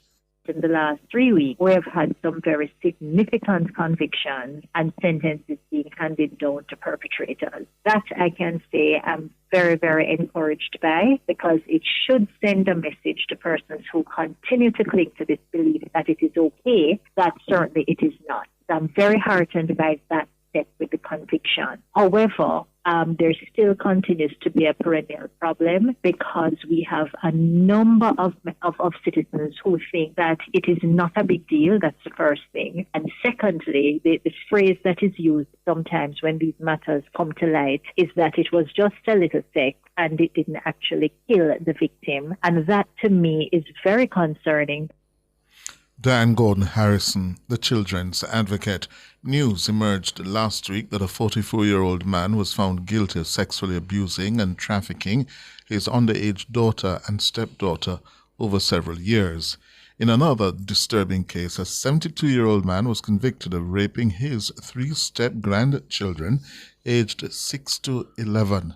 This also comes amid news of an increase in rape crimes against children in St. Catherine and other parishes. Mrs. Gordon Harrison believes the Jamaican society does not appreciate the long-term damage sexual abuse causes to a child's development. We do not understand the impact and the potential harm and extensive psychological damage that victims are exposed to when they're violated in this way. Sexual violations are some of the worst atrocities against a physical person, and having interacted with several survivors of sexual violence, it is clear that they have what I term arrested development, where their life is never the same and they have to be exposed to consistent and quality interventions if they're to be able to function properly. That is Diane Gordon Harrison. She's the children's advocate. Well, to discuss this further, we're joined by attorney at law and executive director for the Jamaica Youth Advocacy Network, Shanique Bowden, and child protection specialist, Rose Robinson Hall. Good evening. Good evening. Good evening. Good evening to you both. So let's start with you, Rose Robinson Hall. Is that accurate? There seems to be an increase in the number of sexual assault cases, involving children. Have you noticed that trend, and what do you believe is adding to it? I don't know that I agree about this increasing trend. Historically, this form of abuse is highly underreported. And in fact, when you look through the history, is the outstanding glaring cases where children were sexually abused and then murdered, the ones that make the news, are the ones that have been very helpful in terms of guiding policy and direction and reforms to treatment approaches and so. But I really don't know that I would agree that there is an increase. What we see is probably not even half of the number of incidents of sexual abuse. There's a lot that go underreported, unnoticed, or ignored. So do you believe it's then, since there are more cases showing up in the courts, do you believe it's an instant case where there are more people reporting sexual abuse against children? That could be. And our response systems have improved considerably. We now have the Office of the Children's Advocate. We have a department in the Ministry of Justice, Victim Services Unit. So we have our child guidance clinic. So we have an expanding pool of response services. So, and maybe there's a greater sensitization. I'm hesitant to agree, because my experience is that most of the cases, certainly that I work with, didn't make the public view. Mm-hmm. Mm-hmm. It's a serious public health problem. It's a serious pediatric and public health problem that we have to take these bizarre cases, provide important pointers and lessons for us to do necessary reforms and upgrading of our response system. Explain that term for us. Public health and what? Throughout its history, from the 1800s, it was recognized firstly by some French doctor, and what he was seeing, he came to define abuse, and he asserted, based on his experience with the victims, that it is in fact a public health problem and a pediatric, quite affects children. And what happens, children go through stages of development and there's certain milestones, and trauma of abuse, especially sexual abuse, disrupts that. It affects the way their brain works. Mm-hmm. It affects the way they think, the way they feel, the way they learn, the way they behave. And then we had, coming through the decades, you had people like Dr. Henry Kemp in the States and other very bizarre child abuse cases in America and in England, and they have responded to those outstanding cases in changes in the law and policy. Mm-hmm. Let me bring in Shanique Bowden here, attorney at law and executive director of Jamaica Youth Advocacy Network, JAN. Shanique, how is this being, how is Jamaica Youth Advocacy Network responding to these reports or reported cases? So thank you for the question. So as my colleague had said, what we recognize is that these issues are severely underreported. Generally at JAN, what we've been calling for is just greater awareness around the fact that this is an issue that is affecting a lot of our children. Children are being sexually abused, whether at home, unfortunately in their schools, at church, or just even as they commute to and from school to public transportation.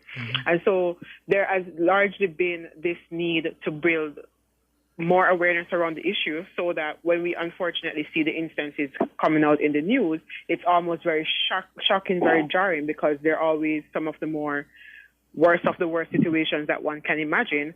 But the reality is, anecdotally, our children are also just experiencing this at every level. Generally as well, we have been focusing on calling for a review of the Sexual Offences Act as well as the Child Care Protection Act.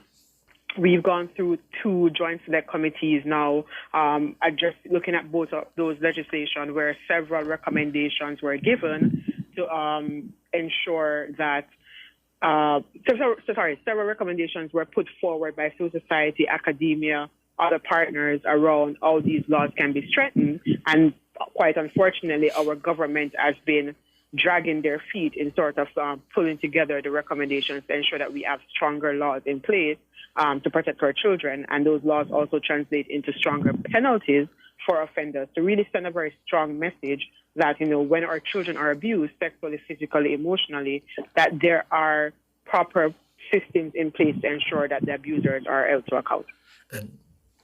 Is it the penalties alone that are the concern, or are there aspects of the legislation that you feel are still short in terms of their ability to properly prosecute this matter?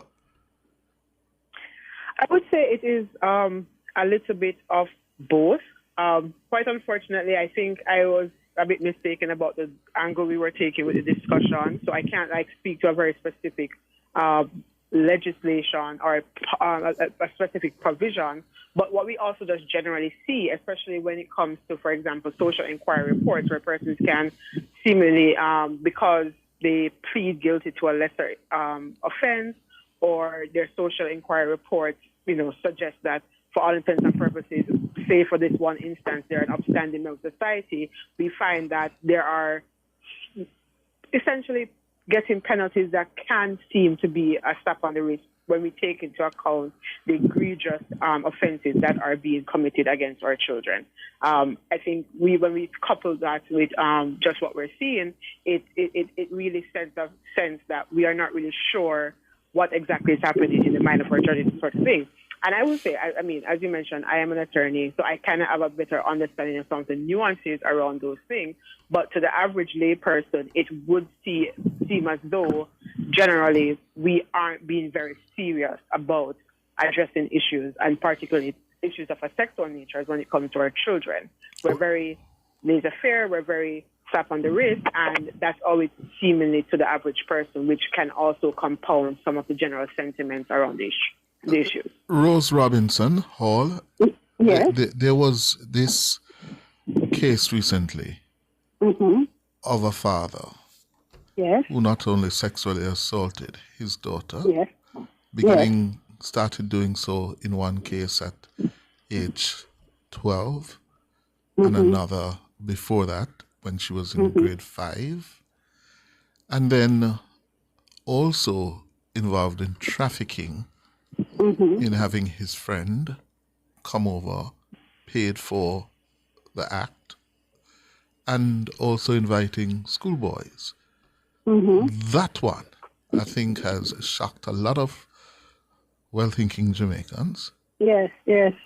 And I ask you, as the most experienced here, is that unique, if not rare?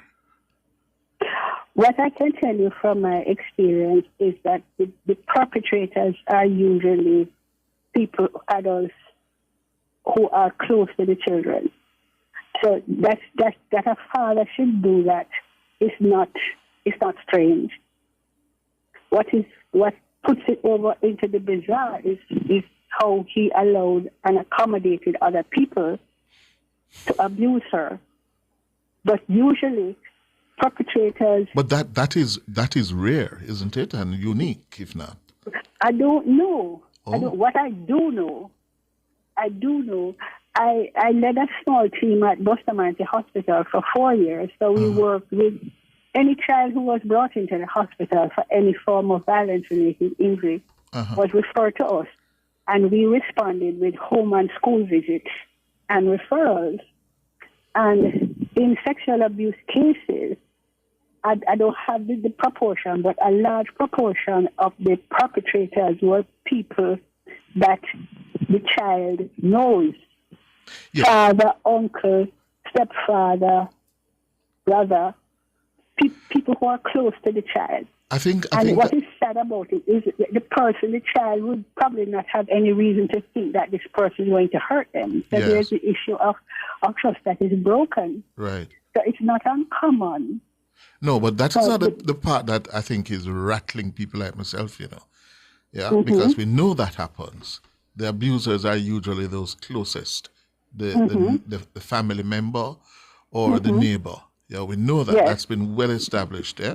Right. What is not so well established is for that family member, a father in this instance, to traffic, to have somebody outside, and then schoolboys. I think this is what is really, we can't come to terms with that. No, and that's understandable. I mean, it would almost want you to think of some serious, equally bizarre punishment. I've never seen the extent of that. That's a chronic form of abuse, but I've never seen the multi-perpetrator. And I don't know how prevalent it is. Yes. But the issue of child justice, what is justice for such a child? Because justice is part of the healing equation. What would justice be for that child? I can't think of it. Go put in the child first. Because this sick person needs a whole lot of special attention. But we're going to talk about what in a case like that, what would justice look like for this child? Any thoughts on that, Shanique? As the attorney here. Shanique? No. Yes, sorry. Oh, any thoughts on that? You heard from Rose? Did you? Yes. What would justice for the child look like? Oh, what does justice of the child look like? Justice for the child. Justice for the child look like? I mean, I think that's a very sort of personal, loaded question. That when we think about children, just generally in Jamaica, we recognize them to be one of our most valuable assets. I think as Jamaicans, we are generally very proud of our children. We're very careful and very wanting to care for them. But I don't think that always translates into how we generally treat our children. So even outside of like sexual abuse and those sort of things, when you even think about like corporal punishment and those sort of also associated issues, we see children as people sometimes that are, we want to protect them, but then we are also doing things that are vis-a-vis not protecting them from harm. It's not centering them. We don't often, as a society, act in their best interest and put their best interest forward. And that can be seen from the top down. It can be seen from parenting techniques. It can be seen by what it is that our legislators choose to prioritize. It can be seen in the schools and those sort of things. And so justice might look different for the individual child. And when we even stretch it further to think about the children who are most vulnerable and who are most at harm, their justice, of course, looks different. And so I think it really comes down to, as a society, as a country, when we say we value our children, what does that mean? What policies are we putting in place? What resources are we putting in place? What programs exist to protect the child who lives down at in this community versus that community who may have different needs? When we think about the different sort of programming that we are ensuring exists that protects our children and that offers our children the best chance to live their best lives, so to speak. All right. I think that's all the time we have for this evening. I want to say thanks to you Executive Director and Attorney for Jamaica Youth Advocacy Network, Shanique Bowden, and Child Protection Specialist, Rose Robinson Hall. To be continued. Thank you very much, ladies. Thank you. Good. You're welcome. Good.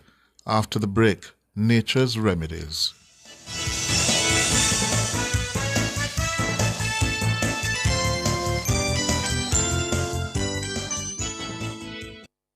Truth is, you can live life to the fullest with HIV. This time signal is brought to you by the Ministry of Health and Wellness. The time is... It's 7:03.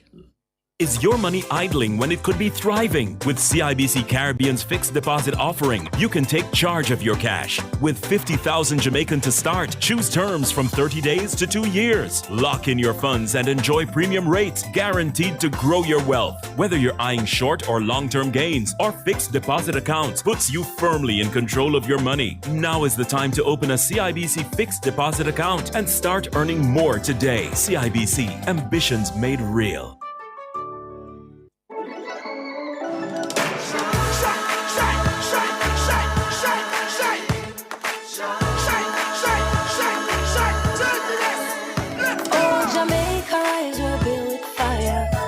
And vibes, and through it all there's a glow inside. Let's keep our shine alive. From the market to the factory floors, from the hillside green to golden shores, we're reaching heights, our energy that lights the sky.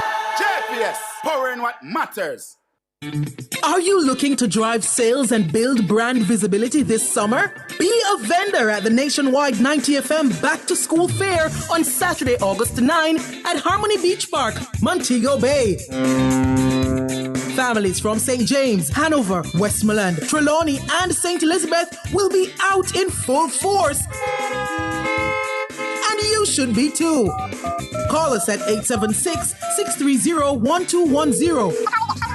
Or email sales@nationwidenewsnetwork.com to secure your spot. Let's put your brand where it matters, on the ground.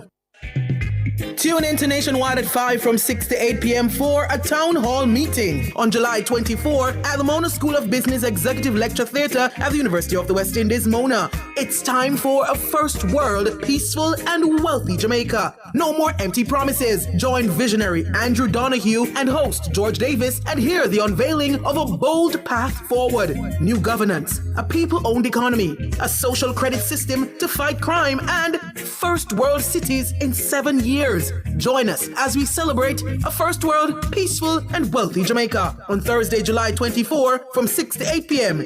It's a town hall meeting at the Mona School of Business Executive Lecture Theatre at the University of the West Indies, Mona. Catch the live stream on Nationwide's YouTube channel at Nationwide 90 FM Live 2. All this and more only on Nationwide 90 FM, the new revolution in media. This broadcast is brought to you by Andrew Donahue, a visionary dedicated to transforming Jamaica into a first world country.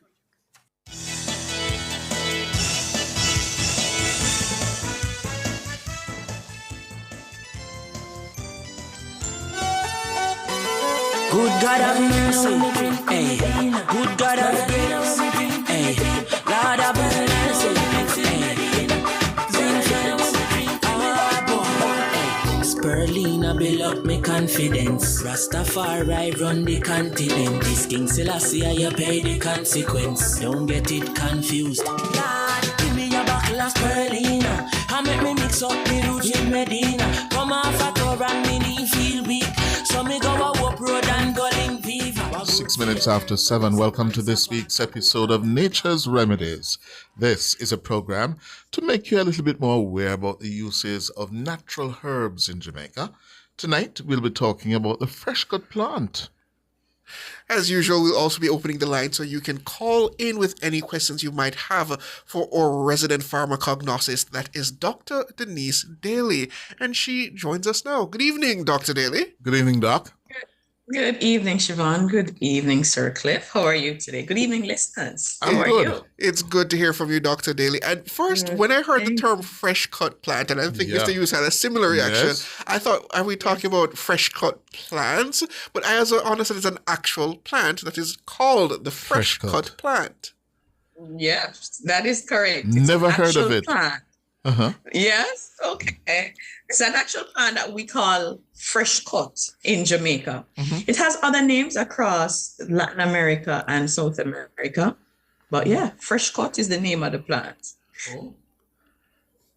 We're going to put it up. Dana, you can get it and put it up on the screen for us. Yeah? So it has, Mm-hmm. looks familiar?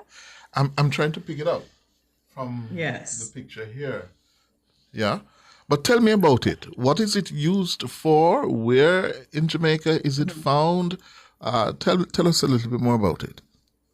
All right, sure. For the fresh cut plants, when you look at the leaves and the flowers, it will look familiar because it's often in a lot of the gardens and it loves shady areas, but it can survive in the sunny areas. So just a little bit of both and it can survive. The flowers have a pink, purple, lavender look, whitish look. Yes. And some of the species, they have a little look, it looks like a shrimp, right? A little colorful shrimp. So shrimp plant is one of the species. Now, the one in Jamaica that we often use as a fresh cut or called a fresh cut is Justicia pectoralis. From we hear the term pectoralis, we're talking about the chest, right? The chest area. And just as we mentioned with some of the plants, how they got their name. Fresh cut plant or Justicia, these species, they're used for respiratory ailments. So cough, cold, asthma, fever, bronchitis.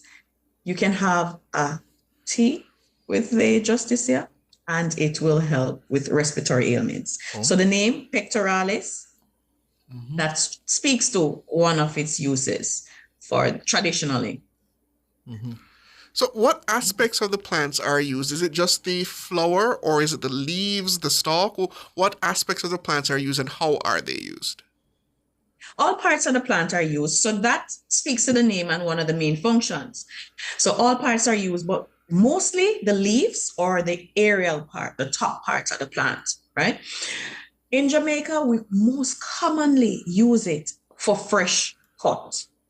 Right. Which means if you get a cut, just get a cut, and it's fresh, you get the fresh cut plant, crush the leaves, put on it, and it's like nature's own plaster. It prevents the bleeding, starts to allow the wound to come together and heal. It's antibacterial, antimicrobial overall, so warding off any virus, anything going into the wound and allowing it to heal. It's also anti-inflammatory, so it reduces pain, reduces swelling and redness by just having fresh cut nearby and applying it to your fresh cut. Yeah. Okay. Now it is making sense. But tell me, doctor, that is applying it topically. What about in terms of ingestion? How do you utilize it in that manner? For ingesting it, you can do it, well, two ways. You can have it as a tea by just soaking, we'll say, or you just draw the tea. So you have the leaves, pour on some hot water and allow it to steep. You can also boil up the water, drop the leaves in there or the aerial part, the top part of the plant, and allow it to steep a little, then you pour and drink. Also, to pull out as much of the medicinal property, get the plant, wash it, and boil it for about 5 to 7 minutes. And then you can strain it and drink it as a tea. When you have it as a tea, that's how it helps with the respiratory area. So chest issues, any bronchial issues, it will help, right? So you can have it as a tea. But it's also good as a diuretic plant, but also as a digestive plant. So when you ingest it, it helps to soothe the digestive system. And one of the main uses, again, is for flatulence. So if you have foul-smelling flatulence, indigestion, constant flatulence, you can have some fresh cut. Drink the tea, and it helps to relieve that bloating and gaseous or gassy feeling. Doc, I see Marlene Jackson on YouTube saying it's good for asthma. Yes, Is yes. Everything respiratory area, pectoralis, good for the pectoral area. Oh. So, yeah. The leaves are fine and it tastes nice, says Wesley Cunningham. Yes. It's a bitter. You can literally pick the leaves and chew it. It's bitter, but it's tolerable. Oh. So, yeah. So it helps to heal internally as well if there are any cuts, so to speak, or damages internally. People use it to dress fresh cuts when we were children in St. Anne. He says it makes a nice tea. So what is the active ingredient in the plant that makes it so effective? There have been a unique phytochemical profile for fresh cut in that it has some compounds that were isolated have been named based on the plants, like justicidin B. It's rare in some of the species, but when it's present, it increases the antimicrobial properties of the plant. It also has some cytotoxic effect, which means it helps to kill some of the cancer-causing cells that may be, whether it's on the skin or internally. But you're right. So that's one. You also have umbelliferone. That's another type. And this gives it its antioxidant property, antimicrobial, and anti-inflammatory property. What does that mean is that when we apply it to the skin, it helps with skin elasticity, helps with regenerating new cells. So externally, it's not just healing the wound, but it's also stimulating new cell growth. So you can get back your skin as soon as possible. Internally, it does that as well. And if you have a headache, for example, if you let's say you drop and lick your head, fresh cut tea is a good tea to have because it also helps with soothing headaches and all the other issues relating to inflammation as well. Arlene Rose says it's all over St. Elizabeth. We have a lot of it in St. Elizabeth. Yeah? Oh, nice. Good. So we're not losing some of our plants. No. So yeah, we need fresh cut as one of the options. All right. I want to also share. All right, hold it for us, Doc. We're going to take a break and come back with you. All right. Yeah.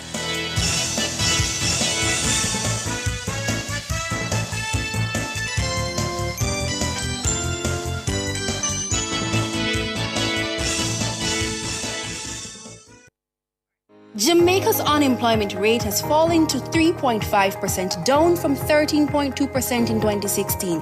Our government's continued focus on job creation is delivering real results. We are building Jamaica. The time by the office of the Prime Minister is... It's 7:15. Looking for great food, good vibes, and family-friendly fun? Visit Timber Lounge, your go-to bar and grill in Portmore. Open daily from 11 a.m., serving mouth-watering dishes like jerk chicken pasta, beef burgers, and our signature barbecue ribs. Enjoy delivery, catering, and live sports in a relaxed setting. Don't miss our 6th anniversary celebration this July. Call 876-668-3252 or email timberloungeportmore@gmail.com. Come have a drink, grab a bite, and enjoy the ambiance. Dr. Daly is a corporate wellness and corporate social responsibility strategist. She does seminars, presentations, and workshops on herbs, herbal care, medicinal food, nutraceuticals, and functional food. Dr. Daly also has a skincare manufacturing company, Nasare R&M Company Limited.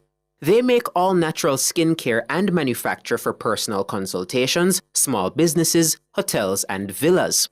With years of experience in medicinal plant, functional food, and holistic wellness research, Dr. Daly is dedicated to bringing you the finest skincare solutions crafted with nature's most nourishing ingredients. Nasare's passion for natural remedies and sustainable beauty shines through in every product they offer. They utilize the power of nature to heal and rejuvenate. Nasare is also a collection of luxurious all-natural skincare products that are perfect for all skin types.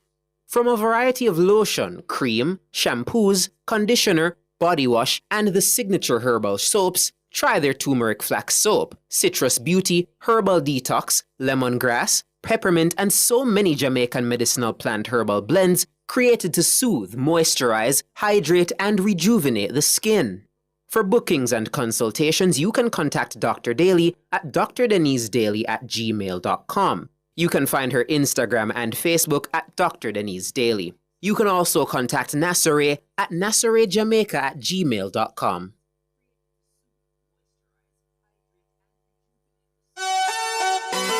Good God have mercy, hey. Good God have mercy, hey. Lord have mercy, hey. 17 minutes after 7, we're inside Nature's Remedies with Dr. Denise Daly. We're talking about the fresh cut plant. It can be seen all over Jamaica, and as the name suggests, it's good for a fresh cut. If you just get a cut and you want to take care of it, immediately you can turn to the fresh cut plant. Can you put it up back for us, Bugs? For those of you who don't know it, it's all over Jamaica. You will recognize it, and it has a number of uses. So, Dr. Daly, pick it up from there. Yes. Some other compounds that can be found in the Justicia plant, the fresh cut, is coumarin. Now, coumarin compound is well researched as an anti-inflammatory herb. So pain and inflammation, coumarin is the active in many medicinal plants. It's also present in fresh cut, which also gives it that mild sedative effect. So apart from just being good for the cut, it's also good for the nerves. So, you know, the feeling and the crying and the pain and the anxiety associated with that. Having the fresh cut tea, it's also good for the nerves. It acts as a mild sedative, and it's also used culturally because of that mild psychoactive effect. And it helps with getting the wounds healed and the nerves repaired as well. Yeah. So it's a versatile plant. It's common where we have it throughout the island in Jamaica. As I said, you find it in some shade areas, some with sun, so it's resistant to both. And especially around April, May, you see the most of the flowers at that time. I see a question here, Doctor, from Yvirsta Bisic on YouTube asking... And we should tell our listeners, remember now, the lines are open for your calls for Dr. Daly. Okay, you know the numbers, 876-630-93124 or 618-8255. Go ahead. Yes, Yvirsta Bisic is asking if the fresh cut plant has any impact on glaucoma. No, I haven't seen any research on glaucoma. I haven't seen any on its traditional use for glaucoma as well. I know some medicinal plants that can help to help with glaucomas. For example, washing with cannabis water. So if you boil the tea from a clean plant, room temperature, cool to room temperature, and you do an eye wash, then that can help. There's also flame of the forest, the bud that has the natural water in there, spraying it into the eye directly from the plant. You just break off the tip, spray it. That's also the same pH of the eye. It helps to clear it up, etc. And yeah, internally, you can have like turmeric with a little of the black pepper that helps to eventually repair cells within the eyes and the body as well. I also have an internal question from a member of staff asking what is good for, and I was given this very specific way to ask it, what is good for gastritis? Gastritis. I'm going to assume gastritis when you have gas. Fresh cut tea is good for gas. As we mentioned, you can drink the tea, help to belch off the gas. Activated charcoal. I always say have activated charcoal in your home. It's good for poisoning. It's good for bloating, diarrhea, constipation. Think digestive, activated charcoal. So even if you're on the road or you're on the go, if you have those little activated charcoal tablets, it helps with gas and it can help with stomach pains. So activated charcoal, a little fresh cut tea, a little neem tea, or if you have okra. If you have okra outside or in the fridge, get one of the fingers, wash it, and just chew it. That can help as well. Have you ever had okra raw? Just chewing it. I've never been quite so Sorry, I've not had it raw. I can't imagine having okra raw, actually. But I have it with my fish, with my steamed fish. And I have it with my saltfish. Yes, man. That's good. That's one of my favorite ways. But have it raw. Just raw? Get the okra. Yes, just wash it and chew it. And you taste the natural flavors. If you want, you can sprinkle a little salt if you want. But yeah, add it to some of your raw salads. Just chop it up. Again, flavor, texture, and fiber. Oh, well, I must try that. But yes. I always now let us know. Cook it up or steam it. Yeah, and you want it still crunchy. Even when you cook it, leave a little crunch. My grandmother always say, if you steam out the crunch, you steam out the nutrients. Yeah. And that's true. Science then shows that it's true. Leave a little crunch in the okra. So are there any... You're making some okra soup. By the way, we just have a story that I need to update the public on. It's not a breaking news, but we have been reporting that 3 monkeys have been on the loose in Stony Hill in St. Andrew. We reported earlier in our 5 o'clock bulletin that 2 of the 3 had been captured, and now we're learning that the 3rd one has also been captured. Yes? A joint effort by NEPA and the Veterinary Services Division of the Ministry of Agriculture and Fisheries. And we can tell you that the 3rd one has just been caught, yes, and is in custody. So those of you who were worried, especially those of us who live in Stony Hill, yeah, would we see these monkeys turning up in our backyards? Yeah, I just sent Dana the photograph to put up for me books. Yeah, but he has now been captured, or she has now been captured. Yeah, all 3. But did they reproduce in the wild? Not that quickly, Mr. Hughes. They could not. You know how long they've been here? You know how long they've been, because we don't seem to know how long they've been here. Anyway, back to you, Doc. Yes. Yeah, so that's the fresh cut plant. When the plant also has a characteristic smell, so when you cut it, it gives that fresh cut smell. So there's so many synonyms to the name, and that too is due to the essential oils. So it's an aromatic plant. It has a unique smell. So if you want to make something to soothe the skin, whether it's for burns, rashes, get the fresh cut. You can steep it in some oil, like olive oil or coconut oil. Add a little beeswax to harden, pour it in a jar, and you can apply that to the skin. It has a good smell, and it's also healing for the skin. So that's another way we can use the plant. So, Doc, I actually got a clarification here from UV Submissic. She's asking what they mean is, can someone with glaucoma experience any side effects from drinking the fresh cut tea? Side effects. For side effects, it depends on the medication. So it's relatively safe in that if you have it by itself, not with your medication, you can have the fresh cut plant. If you're pregnant or breastfeeding, you want to avoid it because it has anticoagulation properties, right? And you would avoid it in that case, pregnant or breastfeeding. If you have glaucoma, you take your medication separate, you can have the fresh cut tea. Coumarin, if you have coumarin in high doses, not just in fresh cut, but any other plants, coumarin can be toxic if you have it too much. Now for fresh cut, 1 teaspoon or half a teaspoon in a cup of water to make a tea, that is fine up to 3 times a day. And you should be fine if you're not pregnant, breastfeeding, or on blood thinners. Right, so that's how you would safeguard. Traditionally, it's always low dose, so there's no other issues reported or seen having fresh cut as a tea or externally. Okay. Yes. All right.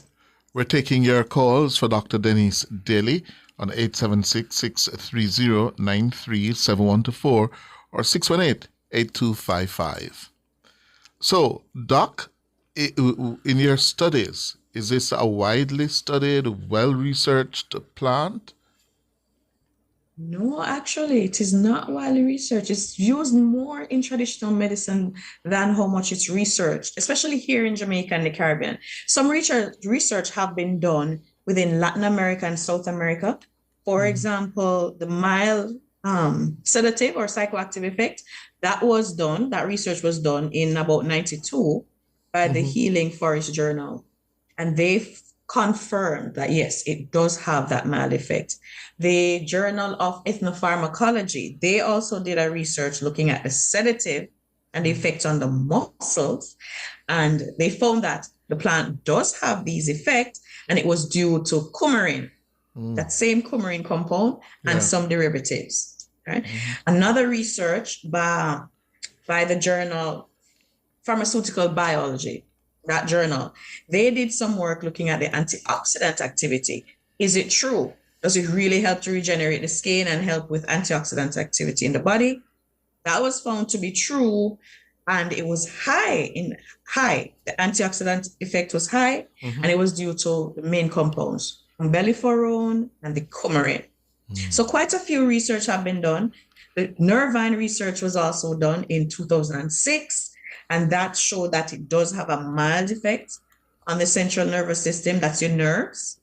So it's a Nervine plant that we can take for insomnia. So you can have it before bedtime for insomnia, for anxiety, and for nerve repair, similar to how you'd have soursop. So more research is needed, especially if we want to get into making nutraceuticals. We want to see more dosing and quantities to get higher effects, so to speak, using the plant. Okay. Well, no calls for you this week, Doc, so we're going to leave it there. We want to say thanks to you. Yes. Any notification for us this week? Well, for this week, we still have the weight loss workshop going on Wednesdays. We're in our second week this week, so if persons are interested, they can definitely join the workshop. And yes, please do reach out if you have any questions. drdenisedaily@gmail.com or Instagram, Dr. Denise Daily is the handle, and Facebook, Dr. Denise Daily. Good. Yeah. Thank you very much, our resident pharmacognosist, Dr. Denise Daily. Thank you so much, Doc. Thank you, and have a good night. Good. This is Nationwide at 5.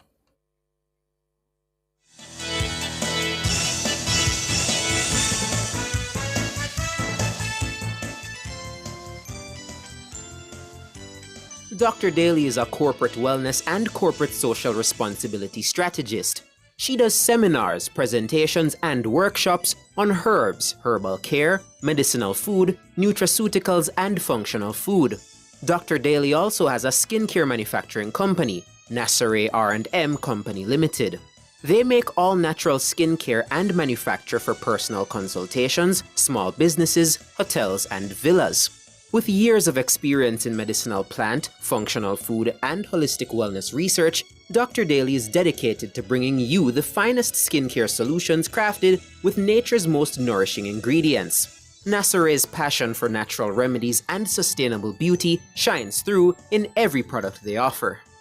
They utilize the power of nature to heal and rejuvenate. Nassare is also a collection of luxurious all-natural skincare products that are perfect for all skin types. From a variety of lotion, cream, shampoos, conditioner, body wash, and the signature herbal soaps, try their turmeric flax soap, citrus beauty, herbal detox, lemongrass, peppermint, and so many Jamaican medicinal plant herbal blends created to soothe, moisturize, hydrate, and rejuvenate the skin. For bookings and consultations, you can contact Dr. Daly at drdenisedaily@gmail.com. You can find her Instagram and Facebook at Dr. Denise Daily. You can also contact Nassare at nassarejamaica@gmail.com.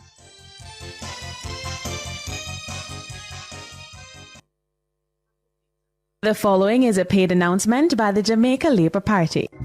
Our Jamaican family, the Jamaica Labour Party Choose Jamaica Juggernaut, rolls into East and West Portland for a festive gospel concert, workers' meeting and awards ceremony this Sunday, July 27th at the West Portland Constituency Office, 5 p.m. Come hear from the dynamic action duo Darrell and Anne-Marie Vaz, along with Deputy Leader James Robertson, MPs Dr. Chris Tufton, Matthew Samuda, Floyd Green, Robert Morgan, Colonel Charles Jr., Dr. Michelle Charles, Senator Abka Fitzendi and others. Main address comes from Prime Minister and Party Leader, Dr. the Most Honorable Andrew Holness. Yours truly, MP Carencia, will marshal the proceedings as we bombard mine, protect our children with bus after bus after bus after bus, and deliver messages of hope and prosperity. Glory in the highest, as the good book says. Blessed are the pure in heart, for they shall see God. Shout to the Lord. East and West Portland, gospel concert, workers meeting and award ceremony this Sunday, July 27, West Portland Constituency Office, 5 p.m. Showers of blessing. See you there. The proceeding was a paid announcement by the Jamaica Labour Party. Tune in to Nationwide 90 FM with Pepita and Honeybee from 2 to 5 p.m. as we broadcast live from Megamart Portmore, Saturday, July 26. Pepita and Honeybee plus Megamart equals Mega Vibes. Join us at Megamart Portmore for all the Mega Wheels 2 excitement, samplings, entertainment, and more. Pepita and Honeybee are doing it mega with Megamart. Don't miss the Mega Wheels 2 outside broadcast. Come be a part of the mega broadcast with Pepita and Honeybee, Saturday, July 26, 2025 at Megamart Portmore from 2 to 5 p.m. only on Nationwide 90 FM, the new revolution in media. This broadcast is brought to you by Megamart Portmore. Megamart, best value by far.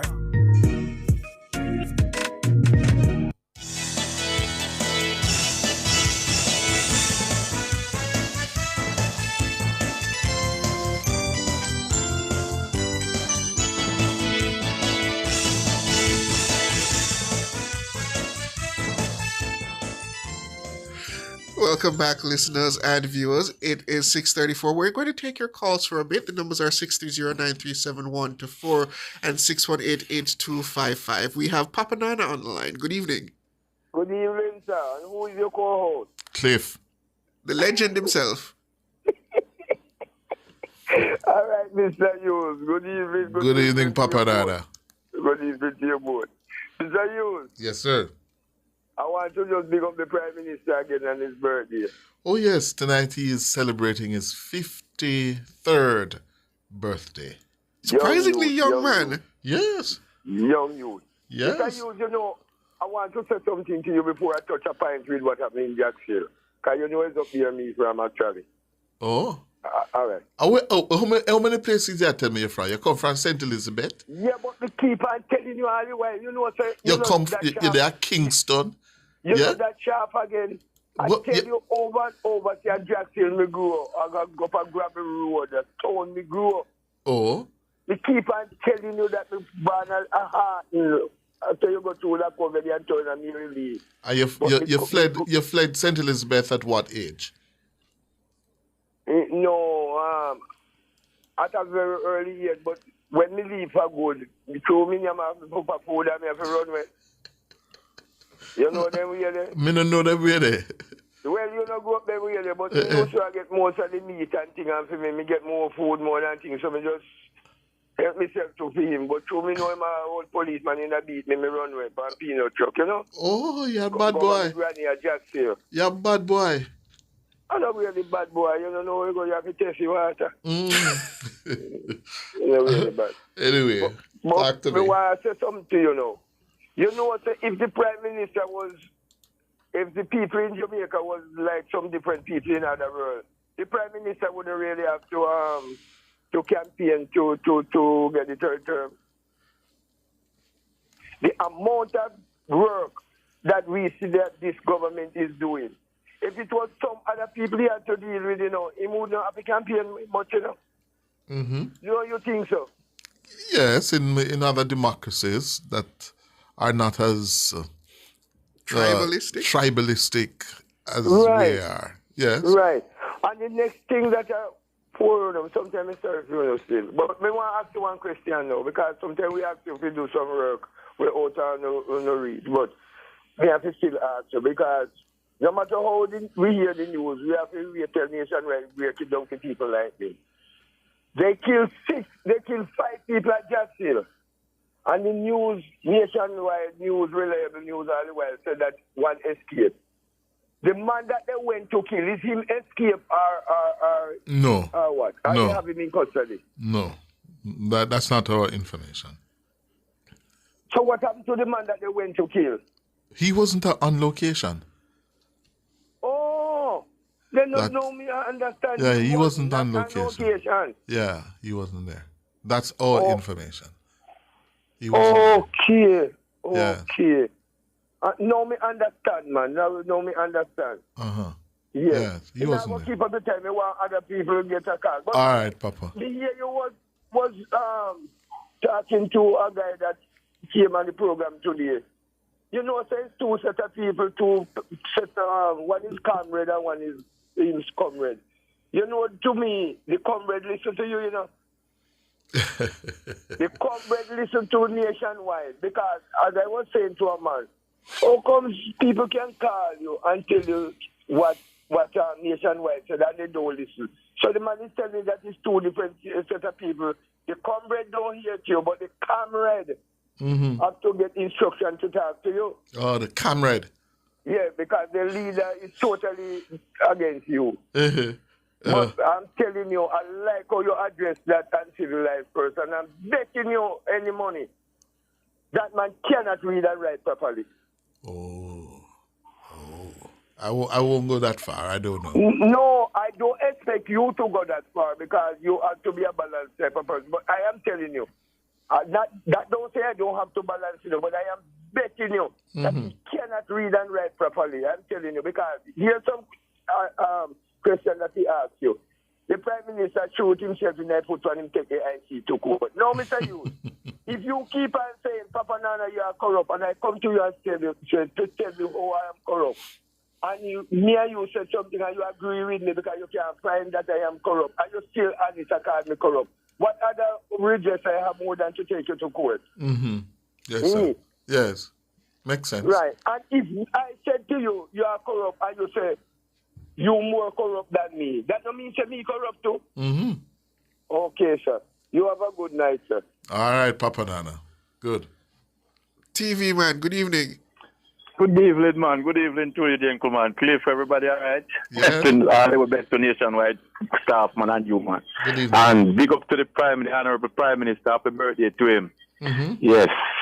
We have some quick point here tonight. I've been listening to a program the other day. I've been seeing this girl say she do 18 degrees north. 18 degrees? Yes, 18 degrees north. Yes. Yes, and I still should do all sort of research on the Prime Minister, from land to tax to account to bank to this to that. And I'm saying, I see do all of them research, everybody do them research. And I'm saying, is it Mark Golding off the grid to do these research? And this girl, she don't do anything on Mark Golding, or she don't believe in doing anything on Mark Golding? But that's not true. She has done research on Mark Golding. Yes, but where Mark Golding born?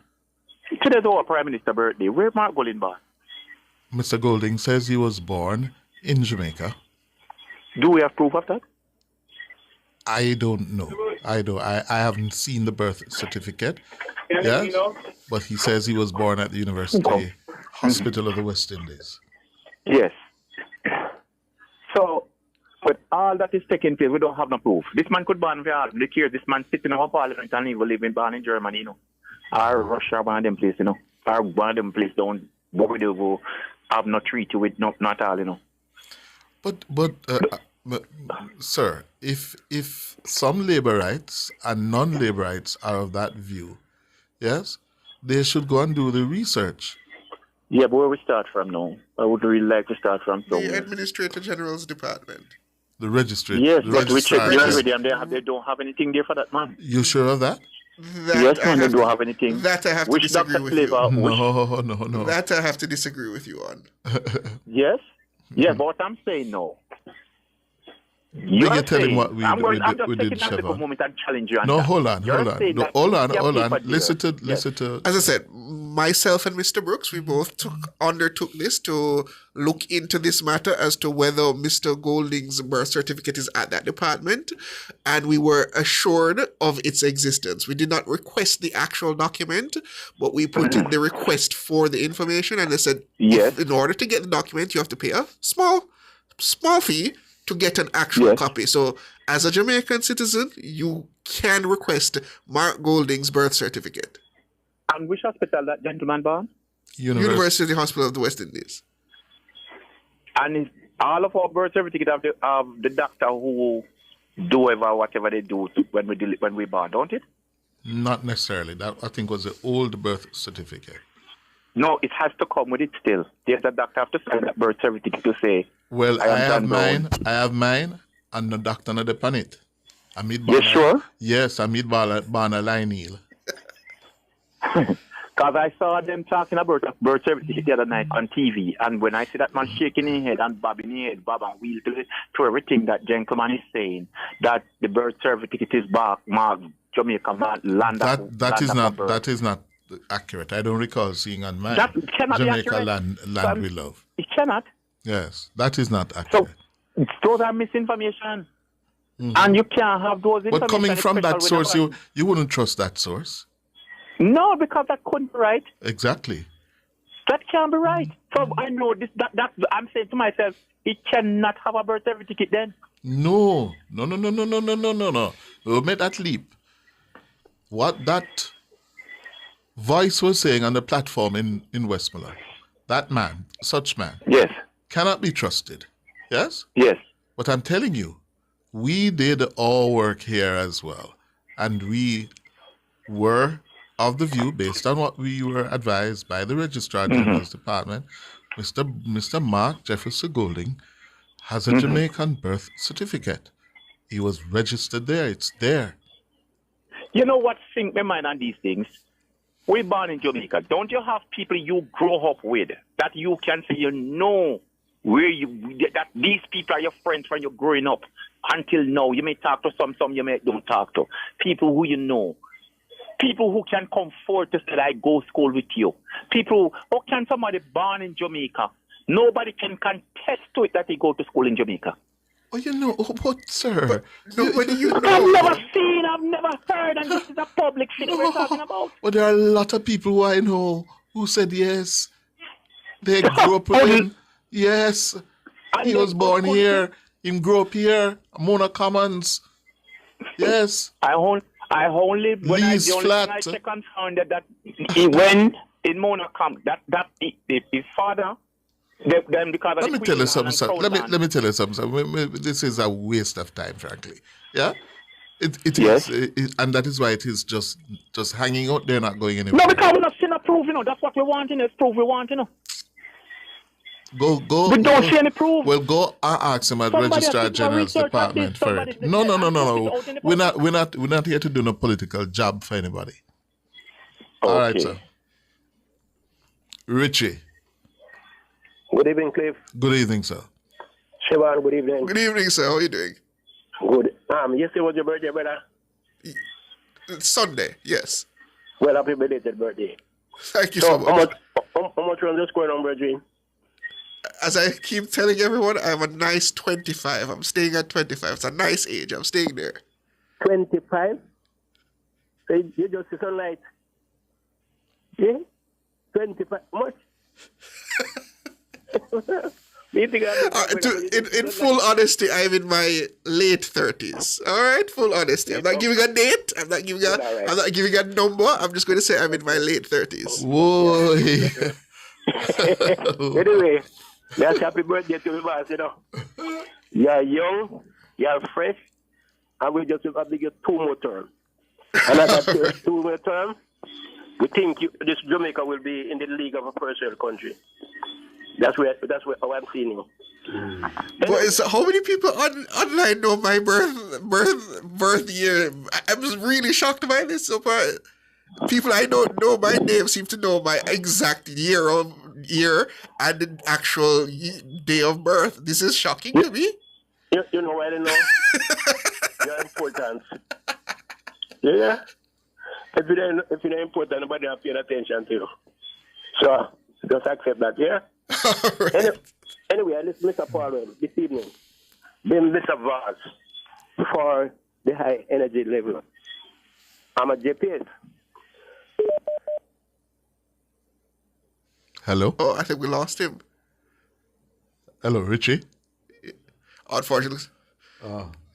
Cleveland, good evening. Yes, praise the Lord. Siobhan, happy belated birthday. Thank you, Cleveland. Is today's the birthday? No, it would have been Sunday. Sunday Yeah, passed. man. Yes, Sunday. Yeah, man. All right. Yeah, I'm about 35. Let's go with that, Cleveland. Cleveland, I'm at 37. Oh, but not too bad then. No. I'm a son. I just want to have on the TVJ from the PMP. And I'm showing up all of them people who go and run. And then put them in different groups. And the ending is that they are ready to rescue Jamaica. Rescue Jamaica from what? Must be from themselves. Jamaica want rescue from them. What a stupid that one there is, eh? And everybody, why they all know them can't see that Jamaica is turning first world. They don't see it. I noticed the other day at the cricket game, them. They were somewhere, and the Australian them was so happy to meet Mr. Holness and telling him of what the things that is happening here, the good things that is happening here. You know. But Cleveland, may I say this to you about political advertising? The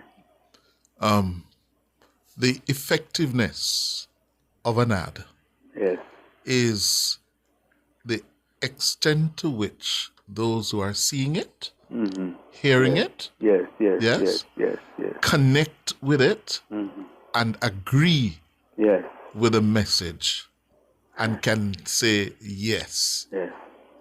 If it does not make that connection, if it does not get that reception from the receiver, well, that's it. It is ineffective. It is worthless. Yeah, I believe so, because if they're saying to rescue Jamaica from what? Then to tell me where they rescue Jamaica from, because I don't understand them how they could have such a heart. Well, all I'll say, Cleveland, if when you sit down with your creative people, and your script writers, and you come up with that 30-second,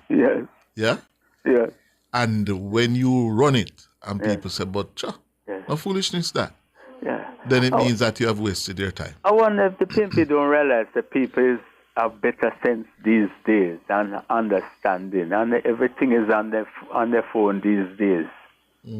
Okay, nothing passing them. And they see for themselves. A lot of things is happening here in Jamaica. Lot of things. Lot of good things. So I don't know where they're going to come with that as both them will rescue Jamaica. And leave this place here. Make somebody else get all right, Cleveland. Alric, good evening. Good evening, guys. I want to do happy belated birthday, Siobhan. Thank you, Alric. How are you doing yourself? I'm not doing too bad now. As Tyrone would say, not too shabby for a man of my age. Mr. Hughes. Yes, sir. I listened to a conversation this morning with George and Mr. Smith and the former commissioner of police. And I don't know if you heard it, but I was trying to understand where the former commissioner was coming from. I couldn't understand what he was trying to tell us. I don't know. What conversation was that? George had with the former commissioner and Cindy Smith this morning about what happened. Oh, I didn't hear the conversation. I didn't hear the discussion. Well, you can't help me then. I don't know. Siobhan, you didn't hear it? No, unfortunately, not this morning. All right. But we're concentrating a lot on Siobhan. We're concentrating a lot on the politics in this country. But what is happening in Trinidad? What went down with the former Prime Minister in Trinidad? Well, according to former Prime Minister Rowley, on a trip to Montserrat some weeks ago. He was stopped, and based on inquiries, he learned that he was on an international police organization list of criminals or wanted suspicious criminals, and he raised an alarm about it. And I see where by the end of yesterday it was, the police service in Trinidad and Tobago denied that Mr. Rowley was on any watch list. Yes? So that should be the end of that. I don't know if it will. Yeah, the police in Trinidad say they don't know of him being put on any Interpol list. Cliff, it kind of shocked me when I read it because I was saying former Prime Minister and Interpol list, and he said he was held up for a while before he was allowed to leave. And although it's politics time in Jamaica, Trinidad is a part of the Caribbean, so, I was a little bit surprised to know that, something like that could happen to a former prime minister in this island. Mm-hmm. So I was a bit worried about that. Any score on the match, Cliff? Don't ask me about foolishness, Good night, Mr. Yusuf. Good night, Alric. You getting some rain in St. Elizabeth? No, Cliff, none at all. Oh, Lord. I went down to Southfield side and sat the Cliff from Junction. And the grass them brown on the roadside and brown on some of my farm. Brown color grass, like you burn it with grandma's wood, Mr. Yusuf. Yeah. So, well, I hope we get some. All right. Send some, we have to go to some rain down. Send some come. And by the way, Cliff, you know one of your regular callers, Owen. From Mandeville. Yes. I have to congratulate his granddaughter. She got the Jack Smith scholarship. She was in the top 10 to the cartridge. So let me congratulate Owen. I don't know if very good. From his side or the mother's side, but as a regular caller to your program, I must congratulate Congratulations to you, Owen. Getting the Jack Smith scholarship. Wow. That means that she's very good. Very bright. She went to Macintosh, and Macintosh always have some big passes. Yes. So Owen's granddaughter got a government scholarship, the J.D. Smith Congratulations. Scholarship, and she's going to the cartridge. So I'll congratulate Owen and the success of his granddaughter and big up the little girl. Good. Well, one of my YouTubers, Alric, just said to me that West Indies 85 for 3 after 10 overs. Thank you, Superintendent. After 10 overs, West Indies 85 for 3. All right. After your program is finished, I'll go and see if I can find them. Have a good evening, guys. Take care. Good. Take care. Bobby? Sir Cliff. Yes, why sir. You on Owen is trying to hurt up me, man? Sure. Okay then. I just want to commend the police and the excellent job yesterday. I must give them thumbs up. What I really want to call about is that why is it the PMP is trying to find clean water and muddle it? What happened in Central Kingston the other night? Darrell Vaz did not come out and call no one name, He did not. He only make a statement. And this is like throwing a stone inside of a pig pen. And the first one you hear scream out, them the stone lick. Who the cap fit? Make them wear it. The man did not call no name. He didn't make any specific reference or call the PNP name. Right. But clearly based on the moment and what was happening in the moment, it was clear who he was directing his comments to. Right, because you see, if him throw a word at you and Chevron, and him not call the boat on him, don't take up the cap. Because if you not take it up and it fit, that simply means that right, weird. And the other point that I would like to make, you see, is that the stoning of the JUTC buses. Look here, Cliff, when the head of security called those areas that the attack take place, look who is the MP for all of those areas. Look, and you tell me something now. When them fight against the rural bus system, and they are fighting against this to try and score political points, and they cannot get through, look what is happening to our state-owned buses in those areas. None of those buses who was stolen in West Kingston, none of them was stolen in no JLP era. Right? So you tell me, well, I hear the head of security say he is keeping a tight lip. Yes, I really do agree with him because of his job. But I am coming out straight out. That is politically motivated. And if them try to destroy the state buses, we can't allow them to do that. Exactly. We cannot allow them to do that. And it is not the government. It is the people of Jamaica they are destroying. So you make them continue. Okay, Thank then you, here's Bobby. Siobhan. Good. Have a good one. Good. That's how we're going to leave it. Thanks to our callers, or YouTubers, or WhatsAppers, or tweets. Thank you all so much. Our producer, Dana Davey, our technical operator, Andrew Anderson. The members of the news and production team, thank you all so much. I'm Cliff Hughes. And I'm Siobhan Campbell. Reminding you, take care of your loved one and look out for your neighbor. Good night.